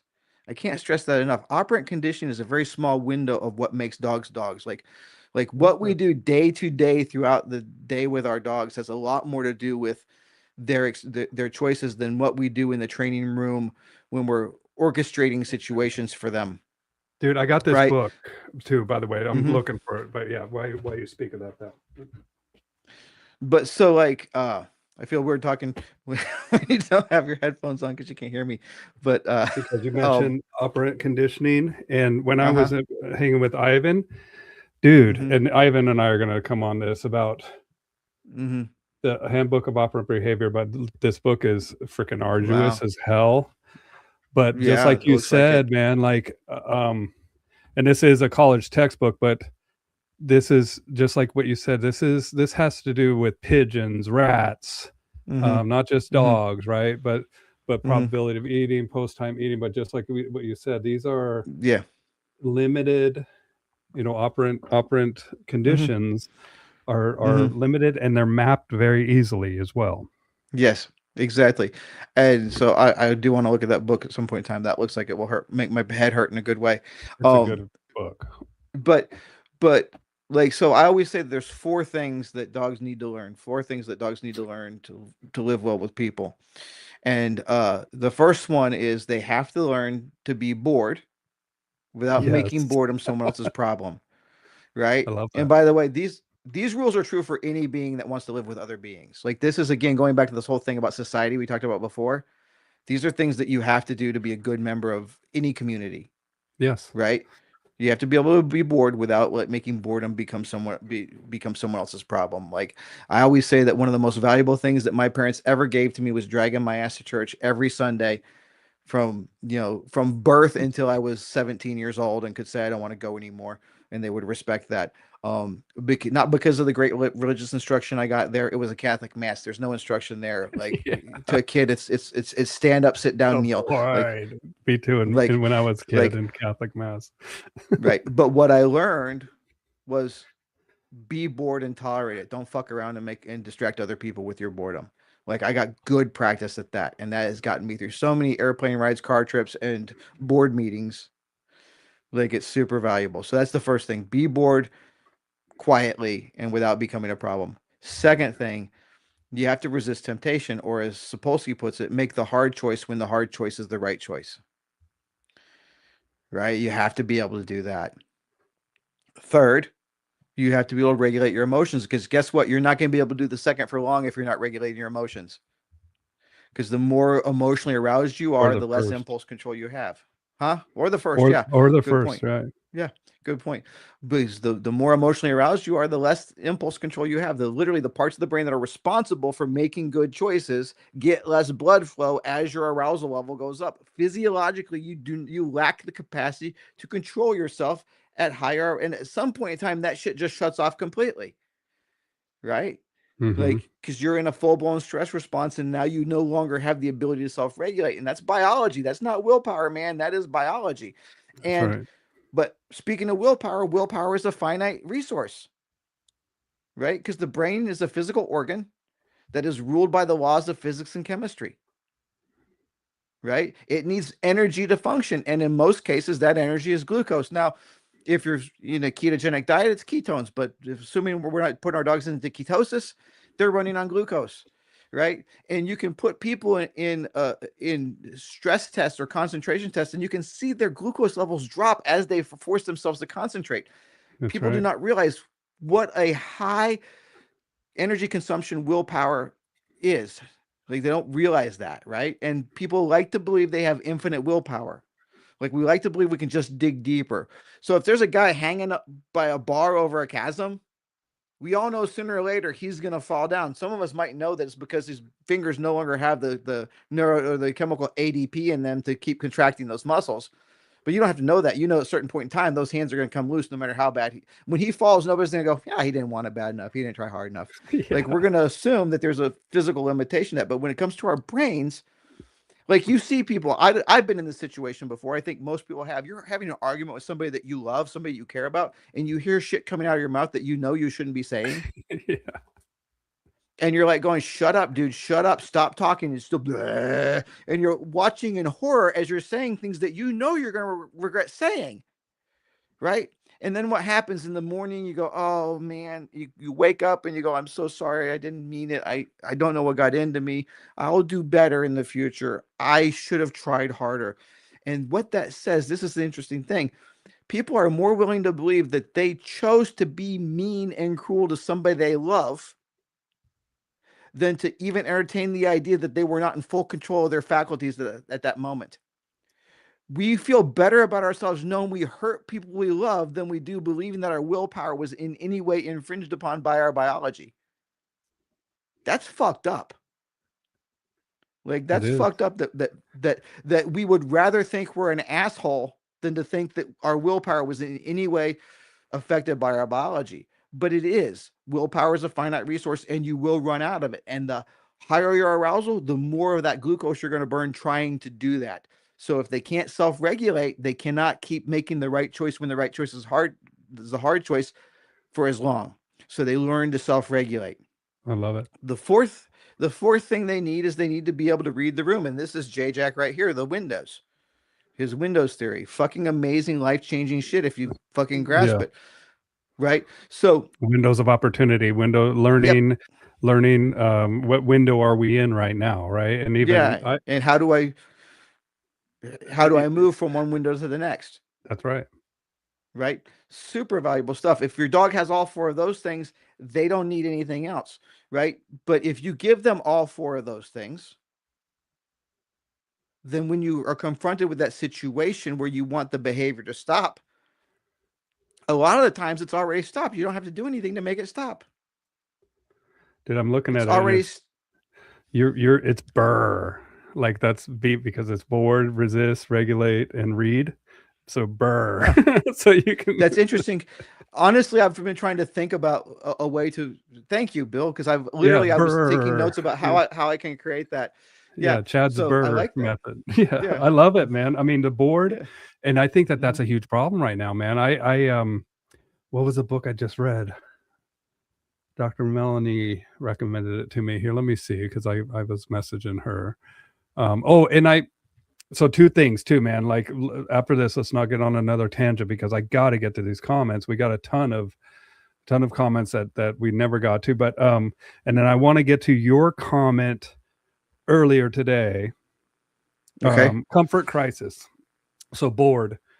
There's a book called Comfort Crisis, and it talks about that. Like we are uncomfortable. We have these electronic devices that immediately once that boredom starts creeping in, boom, the device comes out. And it's changing us, man. Like we are not okay with being bored.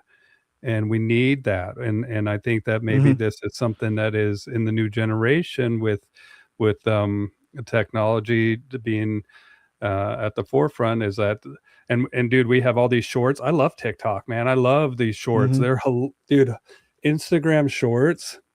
I can't tell you how many times I've woken my wife up at night just belly laughing at some of these shorts, man. They're genius and they're they're Mm-hmm. very entertaining. And I mean, just like you said with the grasping on the bar, like they have it down to a Mm-hmm. science where they'll challenge you, like you can't do it for 90 seconds. And we look at that 90 seconds and be like, I could do anything for 90 seconds, and boom, you're off of that. So Mm-hmm. they've calculated it to a science. But and then the resist temptation, we touched on that earlier, right? Mm-hmm. With integrity. And what Mm-hmm. happens when we don't resist that temptation, when we give into it and then we feel that crushing guilt, Mm-hmm. remember that guilt. And just Mm-hmm. like the value of forgiveness, like we dogs forgive us when we're wrong, thank God, because Mm-hmm. we've been wrong. And we forgive others when they're wrong, but forgive yourself. Just don't forget. Don't forget this feeling, this crushing guilt that has just happened to you because you have Mm-hmm. given into the temptation. So resist temptation. Dude, the Mm-hmm. regulated emotion, especially now. I mean, and I don't want to get political or anything. I get the ICE protests. I get all these Trump stuff, but all I see, and I get their points to it. Like I'm not one way or the other. I like to evaluate Mm-hmm. situations, but what I see is a dysregulation of emotions too often when I see these protests or whatever I see. And I know that that's clickbait or whatever, but I just all that goes through my head is, how are we going to have a conversation of where we can find, a middle ground, or where we can find where we agree or disagree, if we cannot regulate our own emotions to have a constructive conversation. And of course, reading the room. Um, Now, reading the room, the windows, I get that. Like the dog needs to know what window they're in.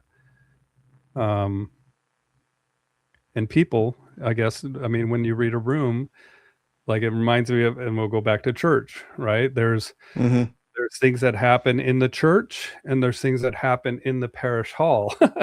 I mean, we're still on the Mm-hmm. same grounds of this church, Mm-hmm. but there's a way that we act in the church and there's a way that we act in the parish hall Mm-hmm. that can be, almost opposites, where we're having fun and having huge conversations, but then when we're reading the room or coming into a different Mm-hmm. environment, we are reverent and we're quiet, and we Mm-hmm. are, even though it's bored, it is the way that we are properly supposed to act. Well, it's not even just that. Like, I mean, that's the real dramatic thing, but it's also the same thing as like if if your best friend just tells you they got a cancer diagnosis, you're not Hmm. going to be, hey, check out this reel, right? You know what I'm saying? Like And some people you're might gonna want to, because they don't want to sit in that grief. right, They don't right, but they want to yeah, fix it. They want to make it mm-hmm, better. And that's not what our friend wants, man. Like, right. we can't fix it. Mm-hmm.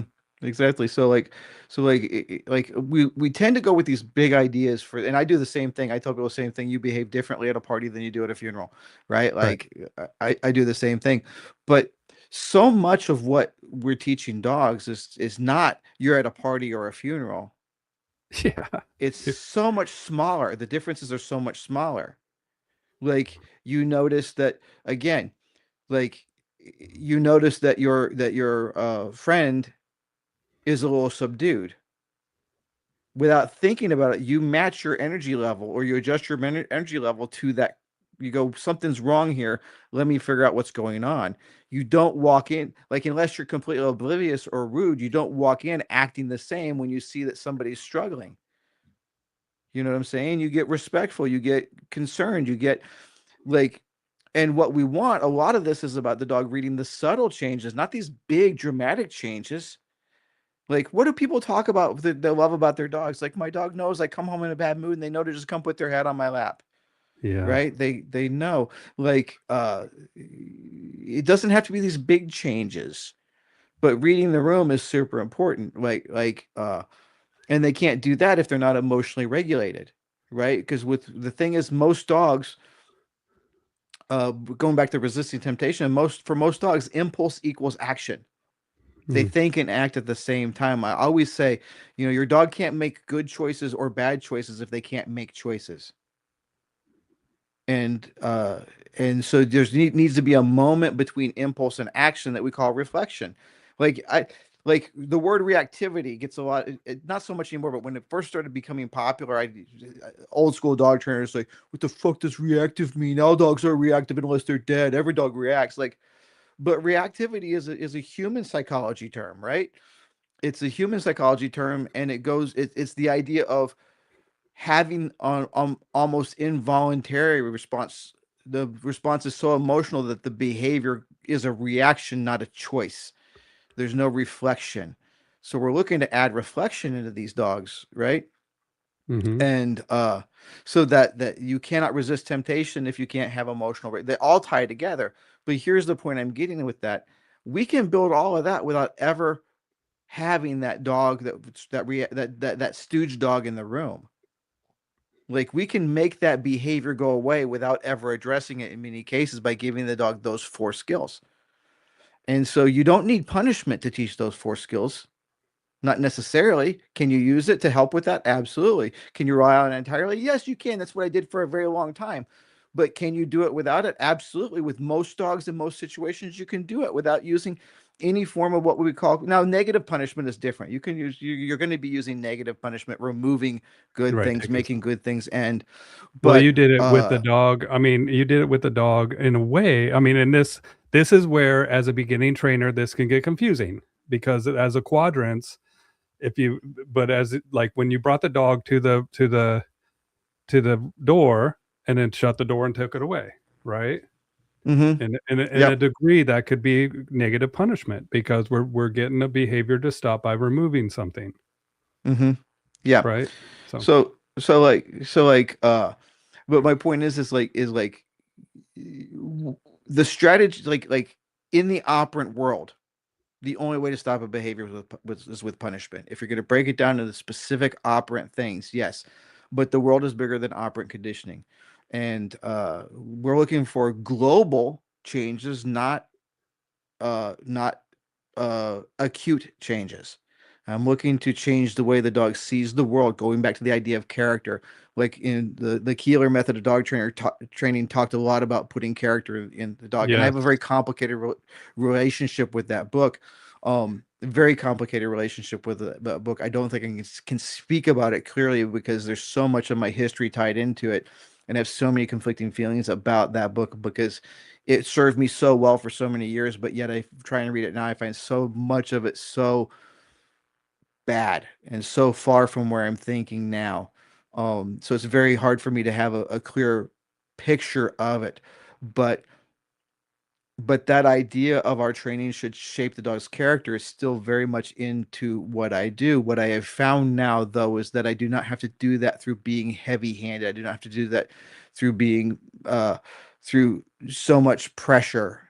Like, I don't have to start by assuming the dog is trying to get away with being disobedient, and my job is to prevent him from succeeding that goal. I can actually train in a cooperative way, not an adversarial way. And those are all things that are super important. But one of the things that I think we've lost, I know you have things you want to get to, so let me make this point and we'll move on.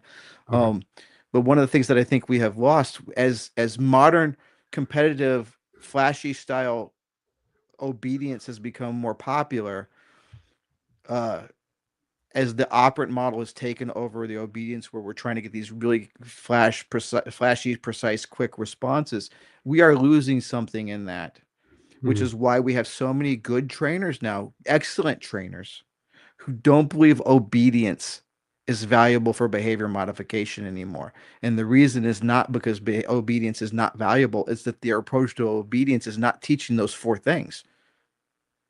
Right? Their yeah, approach to obedience is I not agree. teaching those four things.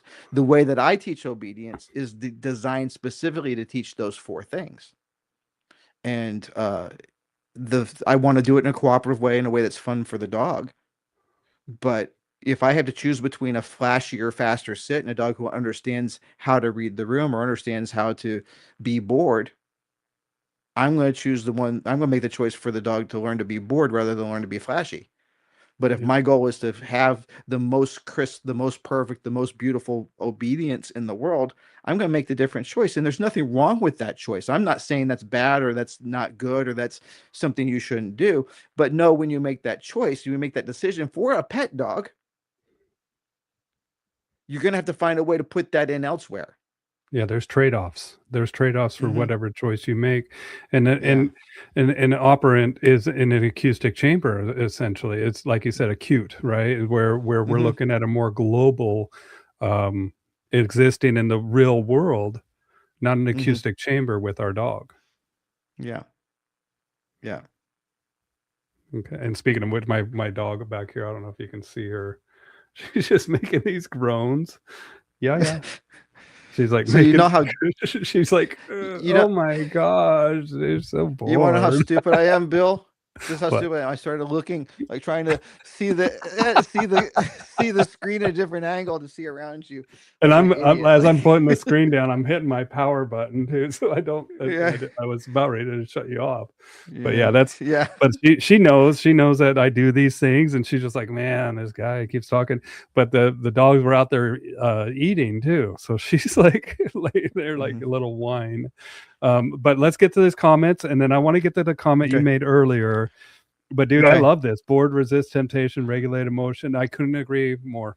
I couldn't agree more with you, especially with the board part too. Like these Mm-hmm. dogs exist with us in the human world. It's not always going to be exciting. It's going to be boring. It's Mm-hmm. and the regulated emotion. I mean, I think that it all ties into each other, Mm-hmm. right? It's not just one. It's all of them. Resist Mm-hmm. temptation, that has to do with regulate emotion. Being bored Mm-hmm. has to do with resist temptation. Being bored with is regulate emotion. Being bored means read the room. Read the room means, Mm-hmm. they can be together. They can be all four. They could be just one. They can be three. Like it's, You, yeah, you almost can't strengthen one without strengthening the other three.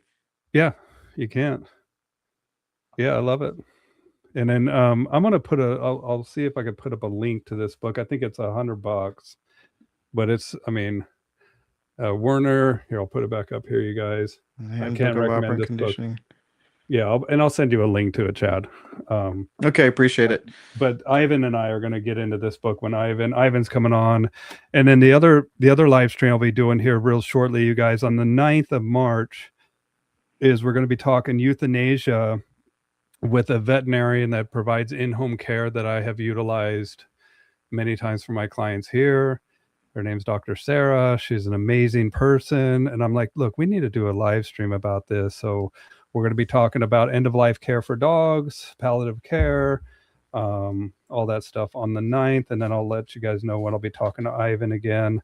But let's get to these comments. Do you know Kashi? I don't Kashi believe so. he's out of India, man. He lives in India and he is amazing with dogs. Hello, Chad Mackin. At some point in this conversation, can you explain a little bit more about why you prefer clarity over structure? I think we just did in a way, and not perhaps as a stimulus component in training. I remember you talking about it on your social media, and it got me thinking. So I think what this question is about, Kashi, thank you for the question. So there used to be a thing that dog trainers would say is that dogs crave structure, right? That was a big common thing that people said. And this is something that Jay and I have both talked about a lot is they don't necessarily crave structure, what they crave is clarity. Now, it happens to be that structure is a great way to create clarity, Yep. right? Like, but it's not the only way to create clarity. And so my point is not to say that I prefer clarity over structure. So if you think about strategies and tactics, right? So strategy is your overarching goal, and tactics are the individual steps you take to get there. Like, so strategy in, say, war doesn't change very much, right? But the tactics you use to achieve those strategies do. So, like, what we want is we want a dog to understand what's going to happen. We want the dog to feel like. So, one of the things I've said for a long time is that you cannot exercise your right to self determination unless you have a reasonable expectation of what the consequences of your choices are going to be, The right? outcomes. Yeah, if you can't reasonably predict the outcomes, you cannot reasonably make choices that you can't control your life if you can't predict outcomes, right? So So structure is the easiest way probably to give that. Like if you walk your dog at the same time every day, you feed them the same time every day, you have a ritual for everything you do. So I think Jay said one time on dog training conversations that his dogs know whether they're going with him or not when he leaves the house based on how he's dressed, right? Or something along those. He's created these very clear structures that allow the dog to predict what's going to happen. And there's nothing wrong with that. But the thing I get concerned about is people focusing specifically on the structure as opposed to what the structure gives the dog, which is clarity. So like I guess it'd be one way to say if you have a kid and you want them to eat healthy, so you teach them to eat the same meal every day, but it's a perfectly balanced, nutritious meal, that's going to give them structure and good nutrition. But there are other ways to make sure they get good nutrition than just structuring their diet. You can teach them how to make good, nutritious choices. You can teach them about how to eat correctly. So I think if we create here's an example, and I talked about this on the last podcast I did. One of the first board and trains I ever did was a pair of Cocker Spaniels, came from the same family, and one of them they told me was just a happy-go-lucky normal cocker, just needed some obedience. The other dog was very timid and very scared of things, and they said he'd been abused, which I now know that is probably not true, but back then I still bought into that. Like they told me the dog had probably been abused, and I believed them because I thought they knew their dog better than me. And so like early on, I had been told by my first mentor, who was a scumbag piece of shit, but I was told by him that you only use food for puppies and dogs who have been abused. So I'm like, okay, I trained one dog the way I knew how. The other dog I trained with hot dogs, or tried to train with hot dogs. He wouldn't take the hot dogs. He wasn't getting very far. Like this is maybe the first board and train I ever did, and I'm keeping it at my parents' house because I'm still living with my parents at the time. And I'm a week into it, and I've got zero progress on the second shy dog. Zero progress. Like nothing's happening, and I'm like, fuck, man. Okay, uh the hot dogs aren't working. And so more out of frustration than wisdom, I go, you know what, I'm just going to train this dog like I would any other dog and see what happens. So I get the dog out, put him on the choke collar, and I walk around. I give the dog, I'm not grossly heavy handed. I am aware this dog is a little more sensitive, so I'm being softer than I normally would, but I give him a little leash correction here, a little leash correction there. And after 3 or 4 of those leash corrections, this dog comes right out of his shell, and all of a sudden he's working for me, and now he's taking hot dogs. And so what happened there? My thinking at the time, and still is to this day, was that what this dog really needed to know was what's going to happen when we disagree. How am I going to handle that disagreement?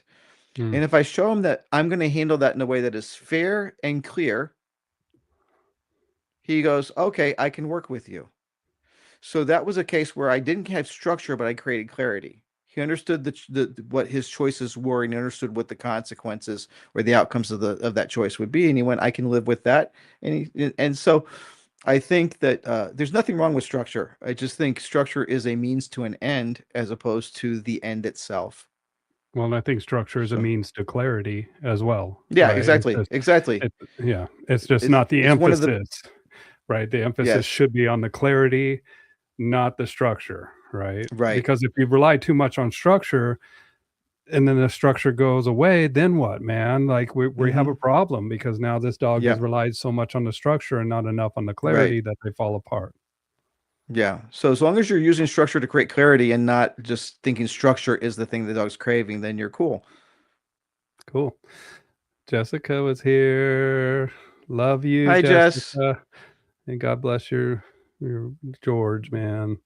When whispers, and a lot of these are just comments. When whispers get a behavior change, you have arrived, dude. We've had some Mm-hmm. trolls show up here too, man. That I've had to Oh, delete good. their comments, but yeah, I Oh, love good. them.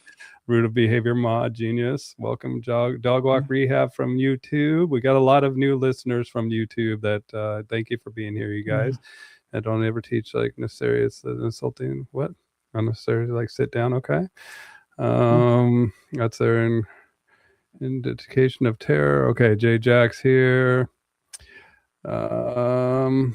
There's evidence that dogs were domesticated. Yeah, they might have been domesticated, but what we were talking about was animal rights, right? They've been domesticated. Mm-hmm. Absolutely. We live with dogs, and it's been argued that we wouldn't be with us as a civilization going from nomadic to historical pastor or pastoral, whatever, without the Agrarian. help Yeah. agrarian, without the help of our dogs to with herding breeds and being able to settle down and raise livestock with our Yeah. dogs and protection as well. There's a really good YouTube channel that I like that's not about dogs at all, but it's called Gut Sick Gibbon. Gut sick gibbon. And yeah, and she's this girl Erica. She's a PhD candidate in um uh uh human evolution, and she spends a lot of time debunking uh, young Earth creationism. Uh, Okay. but she's got this real. I shared this on my Facebook a few weeks ago. She's got this really cool video just about the evolution of dogs Okay. that is really fascinating. And yeah, it talks about. I mean, it was really fascinating. It's way more interesting than I thought it would be. But I love her channel. She's really a good teacher. She explains really complex things in a really nice way, in a really clear way.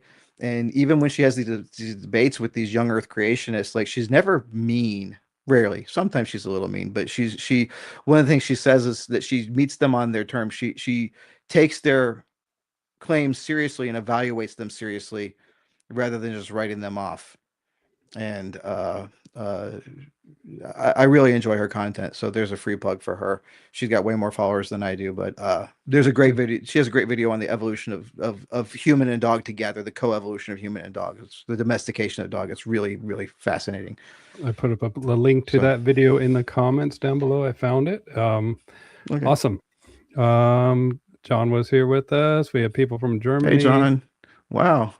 Cool. Frustration begins with Yeah. understanding ends. That's what Yeah. we highlighted that earlier. Yes. Yeah. How do we communicate with Helen Keller? I mean, our nonverbal dogs. Yeah. Okay. They were woo-woos. Okay. Fuck the quadrants. Even the for trainers coming last in line, close to it, neglects emotional capacity of the dog, reduces them to just to another object. And I think, and these are some things to consider. Like when I heard about the animal rights movement, like all this stuff was written before animal rights, and it really changed the way that we perceive our animals. And from even slaughterhouses, I mean, even though these animals are going there to be harvested, it's still we need to have consideration for our animals, and I think that it shows that when we have a caring society, that all lives get better, not just human lives. J Jack says, "Fuck that! Don't talk to your dog. Don't touch your dog. That advice can kiss my entire ass." don't hold back, Jay. Tell us how you really feel, bro. That's what I'm always saying to him. I'm like, dude, don't hamper your emotions, man. Listen, look at Jay Jack's got to run, so he'll listen to the rest of the AM. Yeah, man, that's pretty much. I mean, and I put up a link. Here is that. Let me share this screen, and then I'm going to share the screen with your comment. I wanted to get to the comment you made earlier.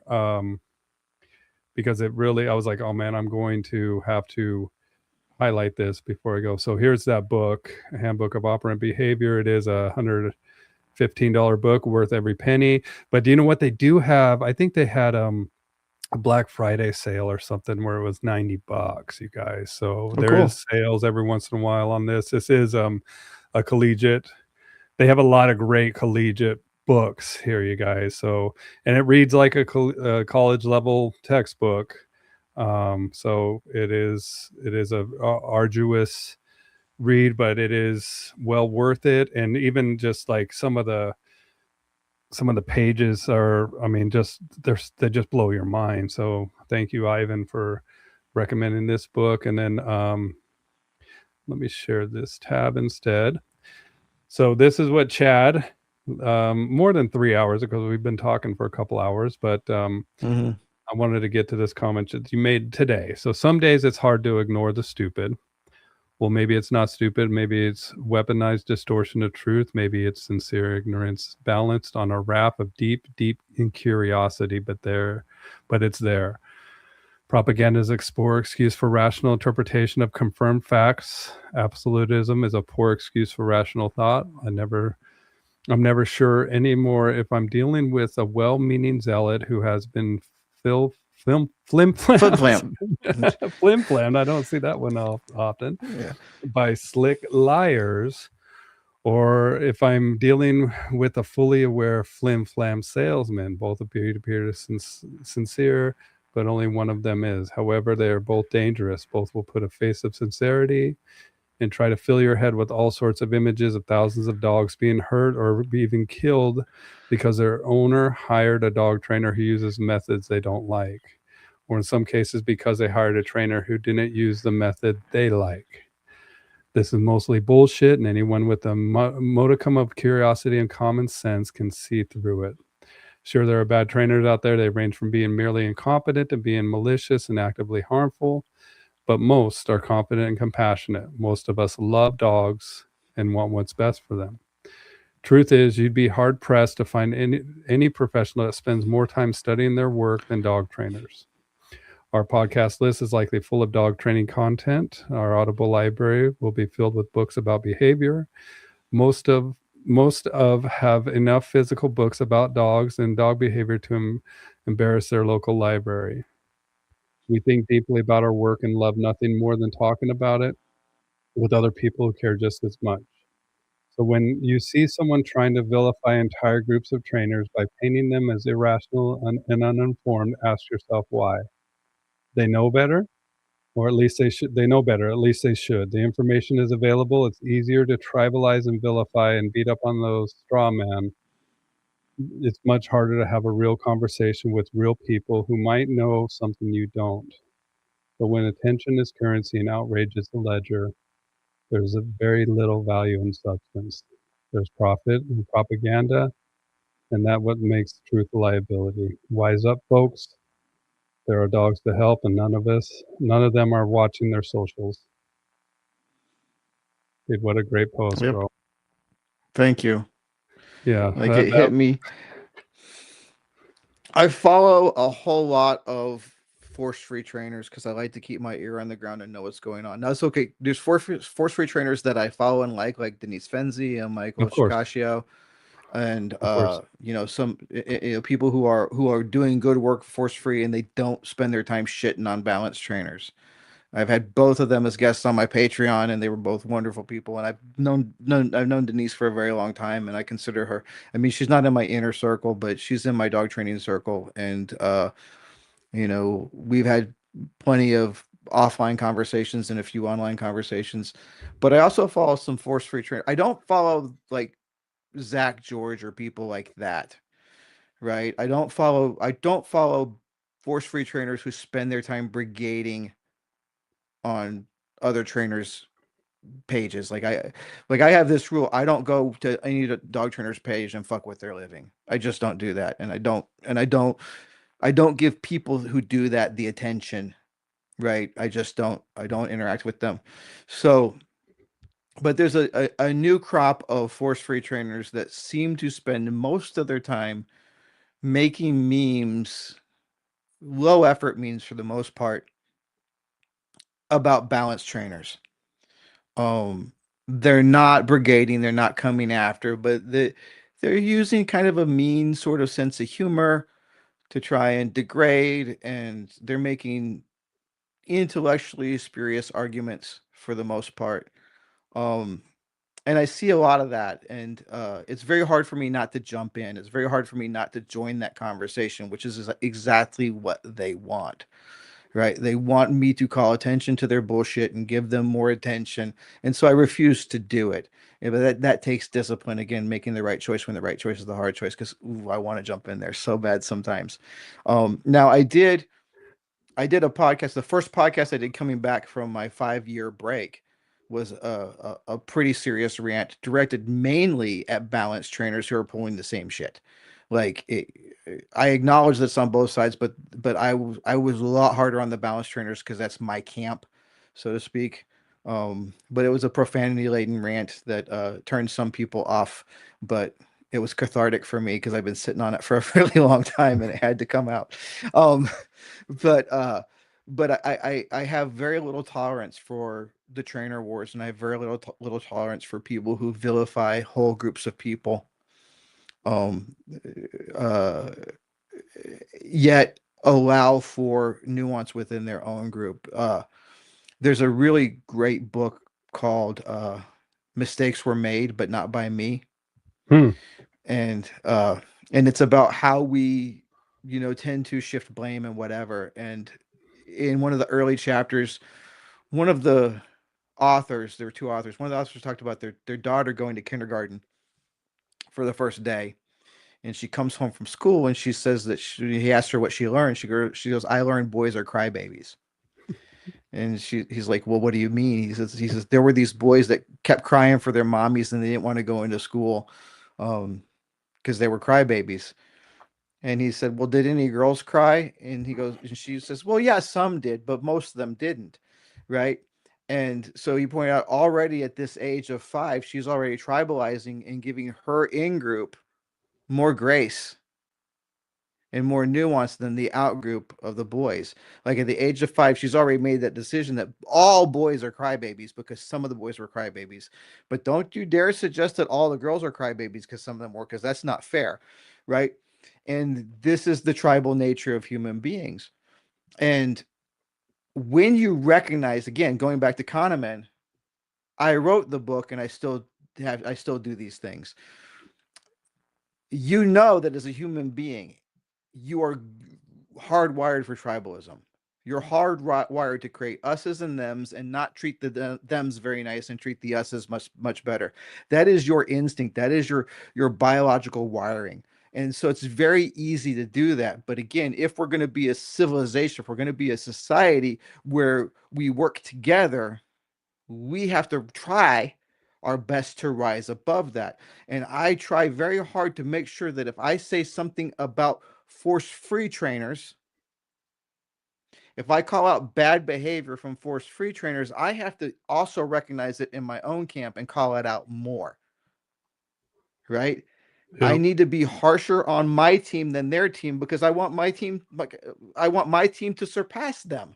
I don't say win. My look on it is this is like, if I'm really educated, I can have all of the things that they have, all of the things that the force free trainers have, plus this other stuff that I can do that they can't. Right? Um, I don't, but that means I've got to learn what they do. That means I've got to, with curiosity, engage with them and find out what their best strategies are and adapt them to my own training.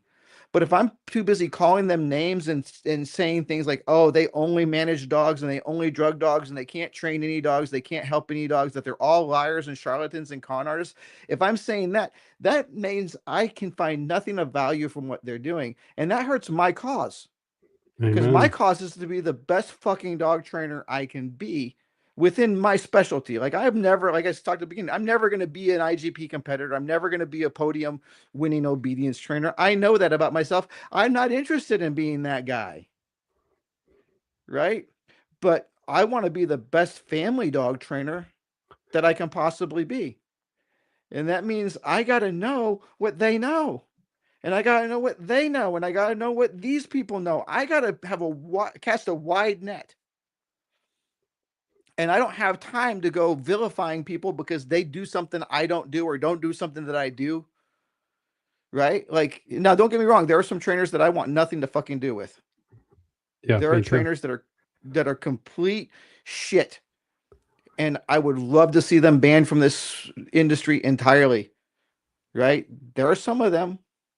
I'm not dropping names because that's not how I roll. But like, for the most part, most trainers in the world are just trying to do the best they can with the tools they have available. And I don't mean training tools. I mean intellectual tools. I mean knowledge. I mean experience. I mean compassion. I mean empathy. Like there are very few people out there who want to harm dogs. There's no trainer out there who wants to fail. Like there's no trainer out there who hopes that they piss off their clients and that they don't earn their money. So if somebody says, "Hey, I can do this a different way," I want to know about that. And maybe I Yes, go, "That's amen. not for me." Maybe I go, "That's not for me."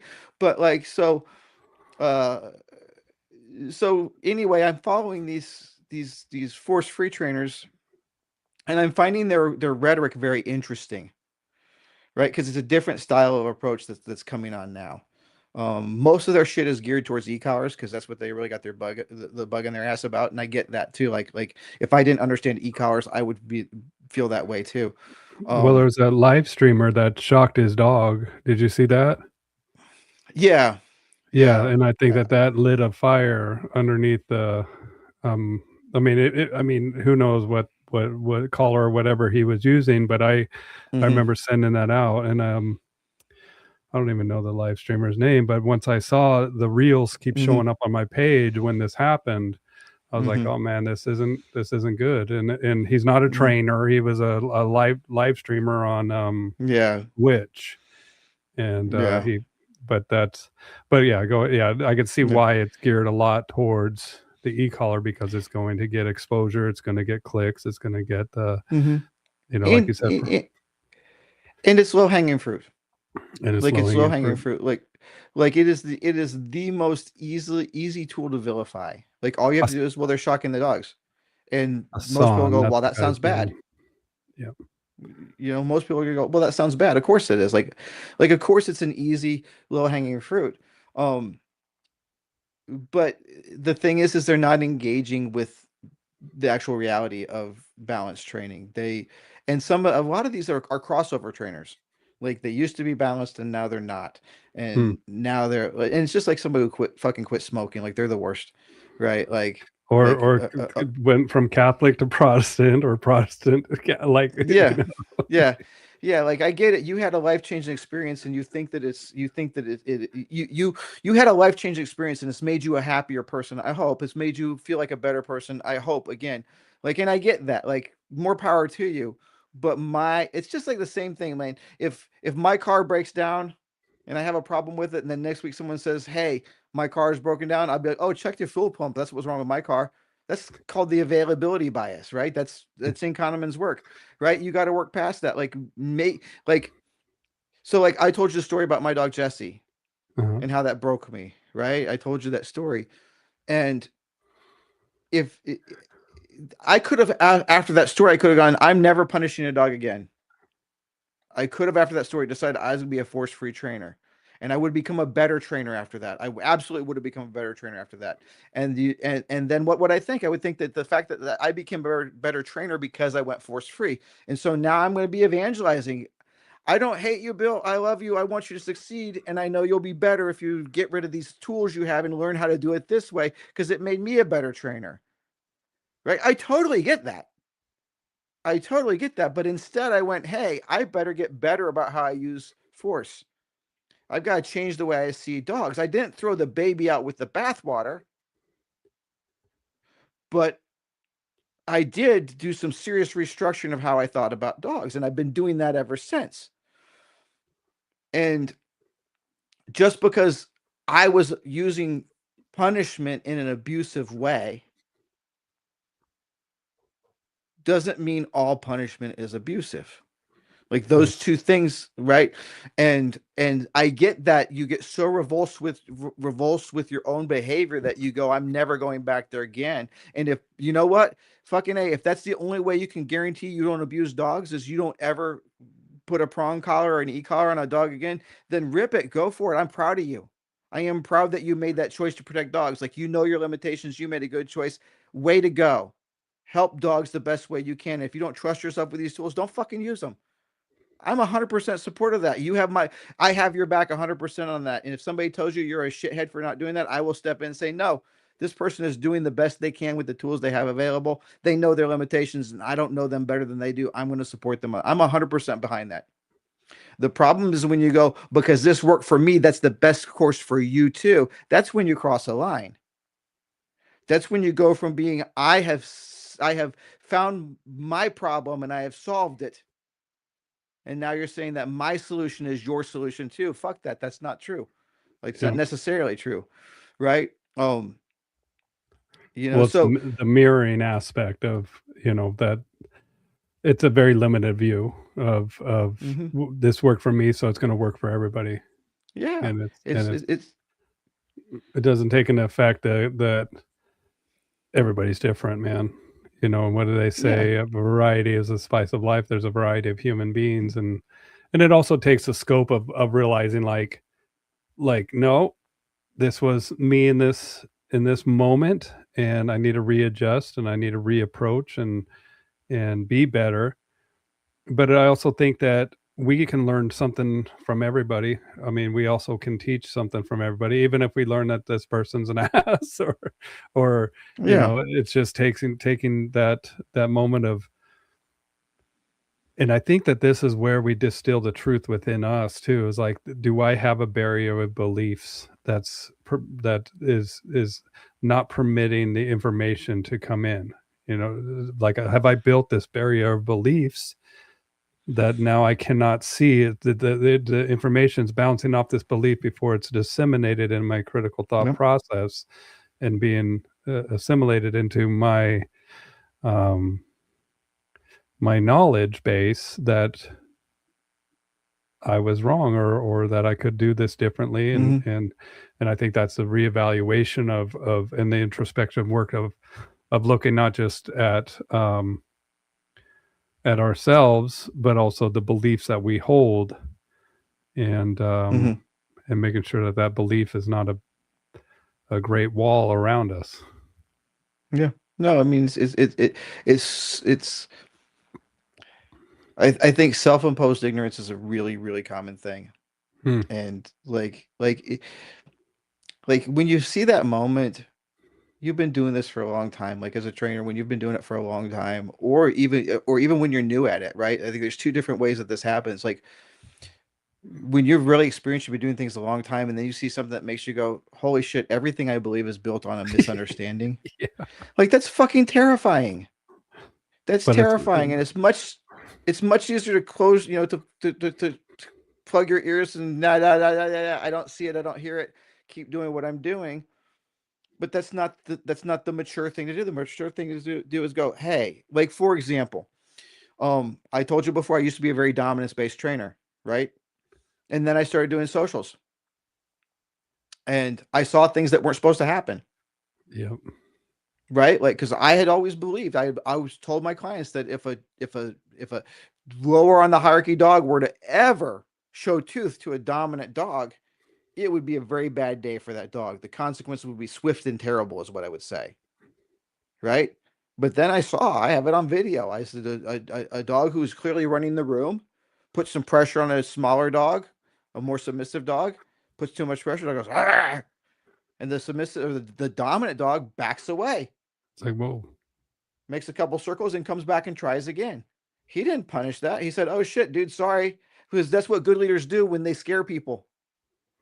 If a good leader makes you uncomfortable when they don't intend to, they go, "Oh, dude, I am so sorry. That's not what I was going for." And they approach from a different angle. And this idea of the alpha dog being a bully is bullshit. I'm not gonna say hierarchies don't exist, but I'm saying what we think of as hierarchy is not how dogs see it. And I didn't and realize that and I had alpha male entered the vocabulary or vernacular in the 90s. yeah, yeah. It's new. No, it's not. It isn't But no, it's been. I mean, well, like alpha I male. don't consider the I don't consider '90s new. That's 30 years ago, man. Oh Like, yeah. We date myself here, yeah, yeah. But but like, I that mean, I seemed, I I thought it guess was always here. I thought it was always a term that people would use as alpha male, right? Is it's become something different in the 2010s or the 2020s. It's become this different dude bro thing, which is completely not related. You have your fucking Andrew Tate bullshit, and that's not what I'm talking about. Like, so David Meach wrote the book. uh I want to say in the 60s, maybe the 70s. I have a copy of it. I went and found it for a project I was working on. But in that book, he quotes a study that was done in 1945, which is where the alpha wolf idea came from. It was okay. 1945. Okay. Which is where most of what we misbelieve about dominance comes into play. That's been debunked millions of times. But the only thing I'm going to say about that is if you go back and read the study, you'll find out that there are different species of wolves in that group. Like this was not a pack. This was a bunch of captive wolves thrown together in a and he talks about it very clearly that these are not a cap. This is not a pack, an organic pack of wolves. This is a bunch of wolves that are thrown together, which is where a lot of the misunderstandings come from. That's all I'm going to say on that. Like, you can do the research yourself. Um, it's not. Like it's out there. If you're curious about why the dominance theory, the way we've learned it, is not correct, that information is available for you. If you're not curious, it doesn't matter what I say. You're not going to look it up anyway. If you are curious, you can find it. Like, it's, again, hierarchies exist in any social structure. I'm not saying they don't. I'm just saying they're not what we think they are. But anyway, I found that out when I saw the alpha dog do something different than I thought he should do, than what I predicted he would do, than what my model predicted he would do. And I could have just gone, it doesn't exist. I mean, that's a weird fluke. But instead I had to go, well, maybe my model is wrong. And that's scary shit. That's scary shit.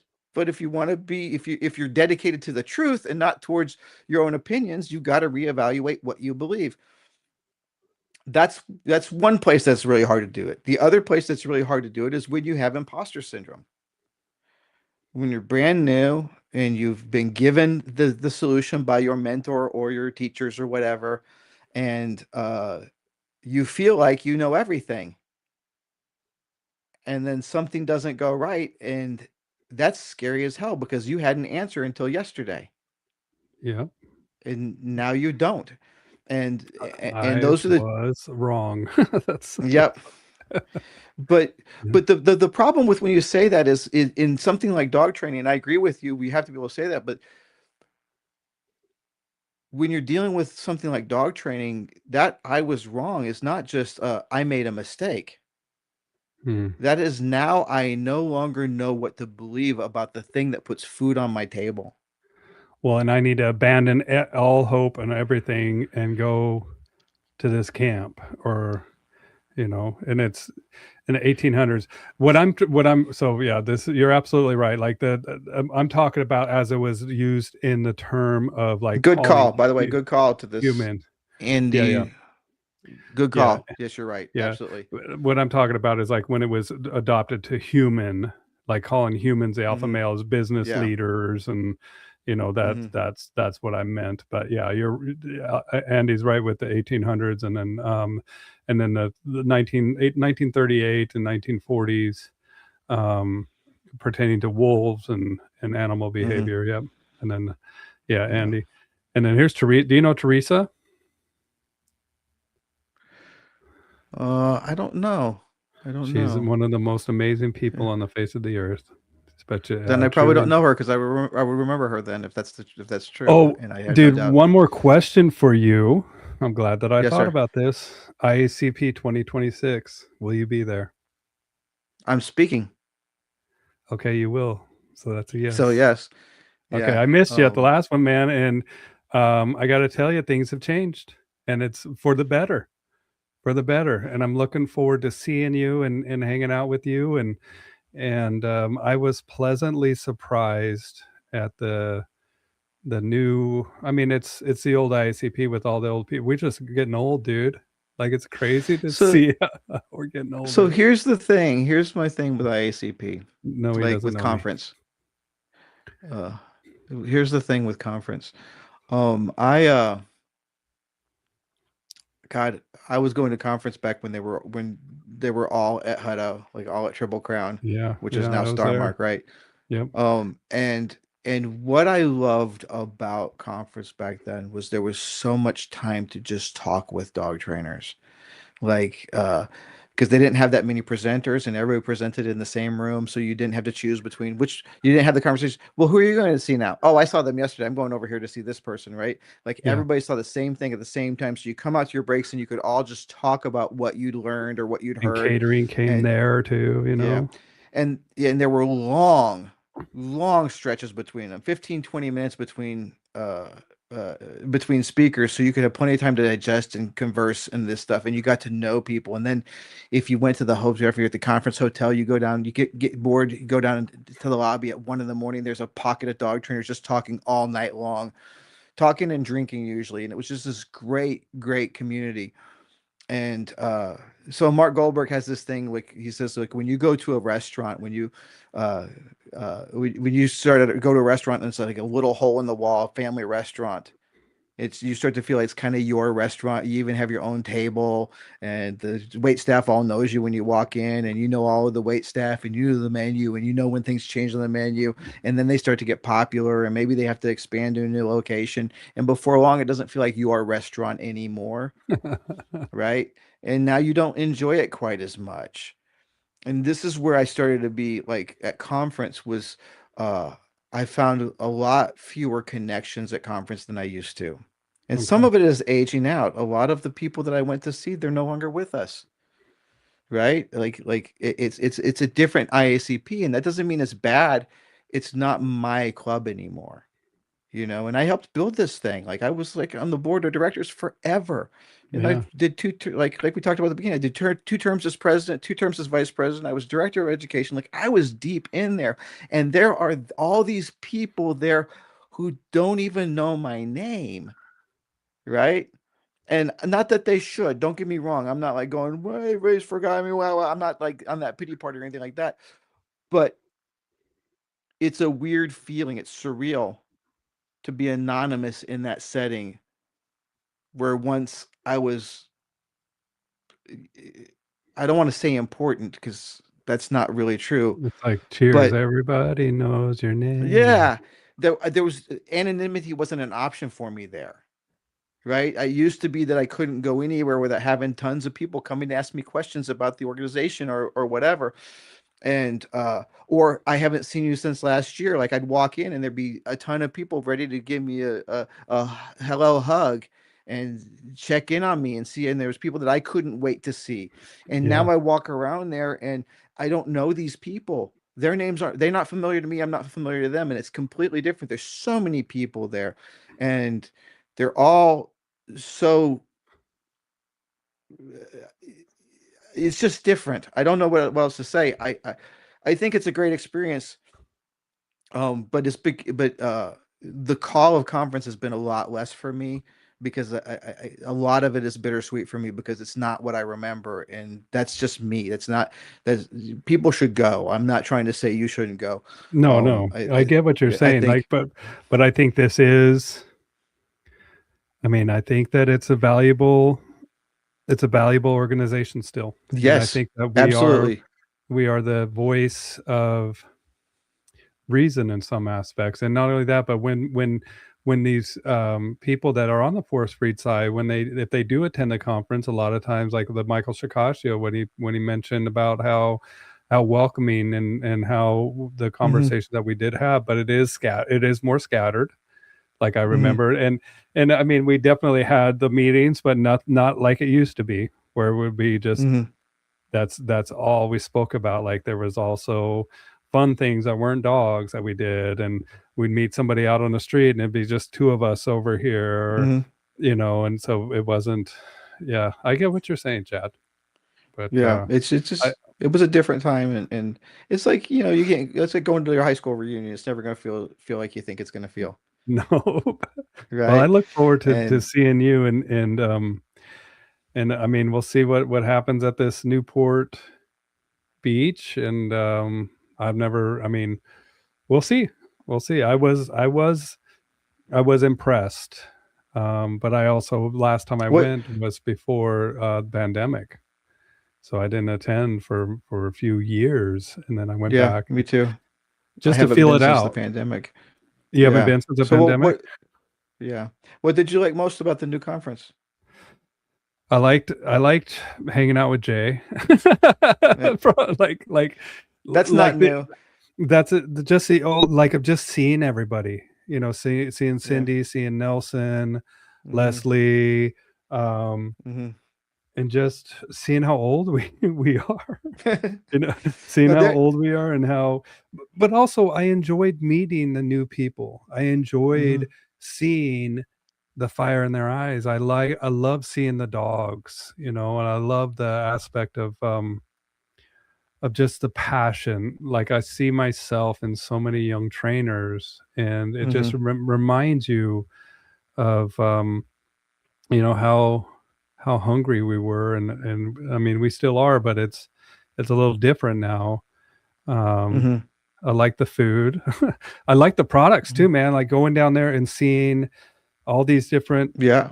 like they had these scent boxes that I was like, this is way cool, man. Like, and then also picking out the problems. Like, well, Mhm. this is cool, but you know, what if you're training for Right. electronics? What if you're training for this? Or and and then there's these guys there that they offer a service of they're poo guys, so that you can do poo samples and send them in, and it just added value that you can provide your clients. Um, I did like the gala. Um, Mm-hmm. I It's like always the fun. I like the speakers, but I mean, I wasn't. I mean, I did like Dr. Uday, Melanie. I liked Mm-hmm. Michael Shikata, but there was some things I was like, yeah, okay, you know, and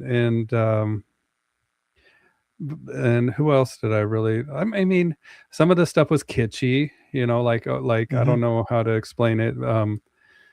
But just connecting with people was probably, if I have to boil it That's down to one thing, is just connecting with people, shaking hands, being in the same room with people that I love, and reminding myself that the people that do the same thing that I do, I really like them. That's really nice, Bill. I like that. So here's something that a lot of people don't know about me, and you wouldn't guess it if you've been listening to this whole fucking thing we've been doing. Because like I'm pretty opinionated and I'm pretty bold in the things I say. Um, but I'm actually a very shy person. Like, I'm not likely, unless I'm in a position where I'm paid to talk to people, like to present, or in this case, like I've been invited to present or to have this conversation with you, and I know you, I've known you for a long time, we're friends, so this it's different. But like, if I'm in a position, if I'm at a conference like that, I am rarely going to go up to a stranger, start talking to them. I'm not Okay, that guy. I am Like, that like, guy. yeah, I know you are, Bill. I know that about you. Which, which I'm the kind of guy that I'm going to sit quietly myself because I don't want to bother people. I don't want to intrude on people. I want to give people their space. So, like, it used to be when I went to conference, I had online conversations from the socials before I went there, and I knew these people. I had relationships with them before. Like I knew their name from the email list, and then from the triple R list. Um, uh, I knew a lot of people there. Now I don't know anybody, and even at triple R, I wasn't gonna go up to strangers and talk to them at that time when we were doing dog training conversations. I wasn't going to, but enough people knew my name that they wanted to come talk to me, so I didn't ever. Like the last time I went to conference, I like Jay was there and Goldberg was there and a couple other people, but Heather and Yeah, Heather was there this Larry, last one. yeah, she's at everyone. I think she's the most dedicated conference goer in the world, but I think even with those people, even with Jay, it was so hard to have a conversation with him because like people had forgotten about me, but they hadn't forgotten about Jay. And every time we try and talk, somebody's coming up wanting to ask Jay a question, or like it's the worst place to catch up with an old friend if that old friend is Jay, right? Like because everybody wants their time with him. So um, I think maybe my not wanting to be intrusive on people uh, affected my enjoyment the last time because I didn't walk away feeling like I connected with a lot of people. So Okay. all that's a way of saying, hey, if you guys see me at conference, come up and say hi if you want to, because I'm not gonna pester you with my presence. Uh, um, yeah, I think I'm looking forward to seeing you two there, Bill. It's gonna be Yeah, it's fun. gonna be fun. Awesome, bro. Well, we've been at this for over 3 hours now. Jesus, it flew by. What did I say in the post you read? Like we love nothing more than talking dogs with other dog trainers, and that's what we've been Well, and doing I'm for three sure that we hours. could go for another 3 hours if we wanted to, you know, but I could for yeah, sure, but yeah, we could, but but I got to pee, and my wife, mm. dude, I had the flu so bad last week, and guess what? I'm a giver, and so now Oh shit. my wife has Well, it, dude. So I'm gonna go make she's a sure she, saint for letting you do this while she's suffering. Yeah, go take I'm care gonna of her, go man. care her. Go Yeah, go do your shit, man. Tell her I dude. said thank you for letting me steal your time. I will. Thank you for letting me steal your time. Let's say goodbye to That's everybody. been a blast. Oh, wait. Here, look, who just showed up. Just got the end. We just Mm. talked about you, Nelson. Nelson's going to be there. Oh, I've been here the entire time, and I loved it. You're dedicated, Teresa. We love you. Nice meeting you, Teresa. Yep, everybody's commenting. You guys are really interesting. Thank you for being here, or Evan. I was going to call him Cedar. Cedar was my old dog. Dude, every time I see that, I think of my old dog.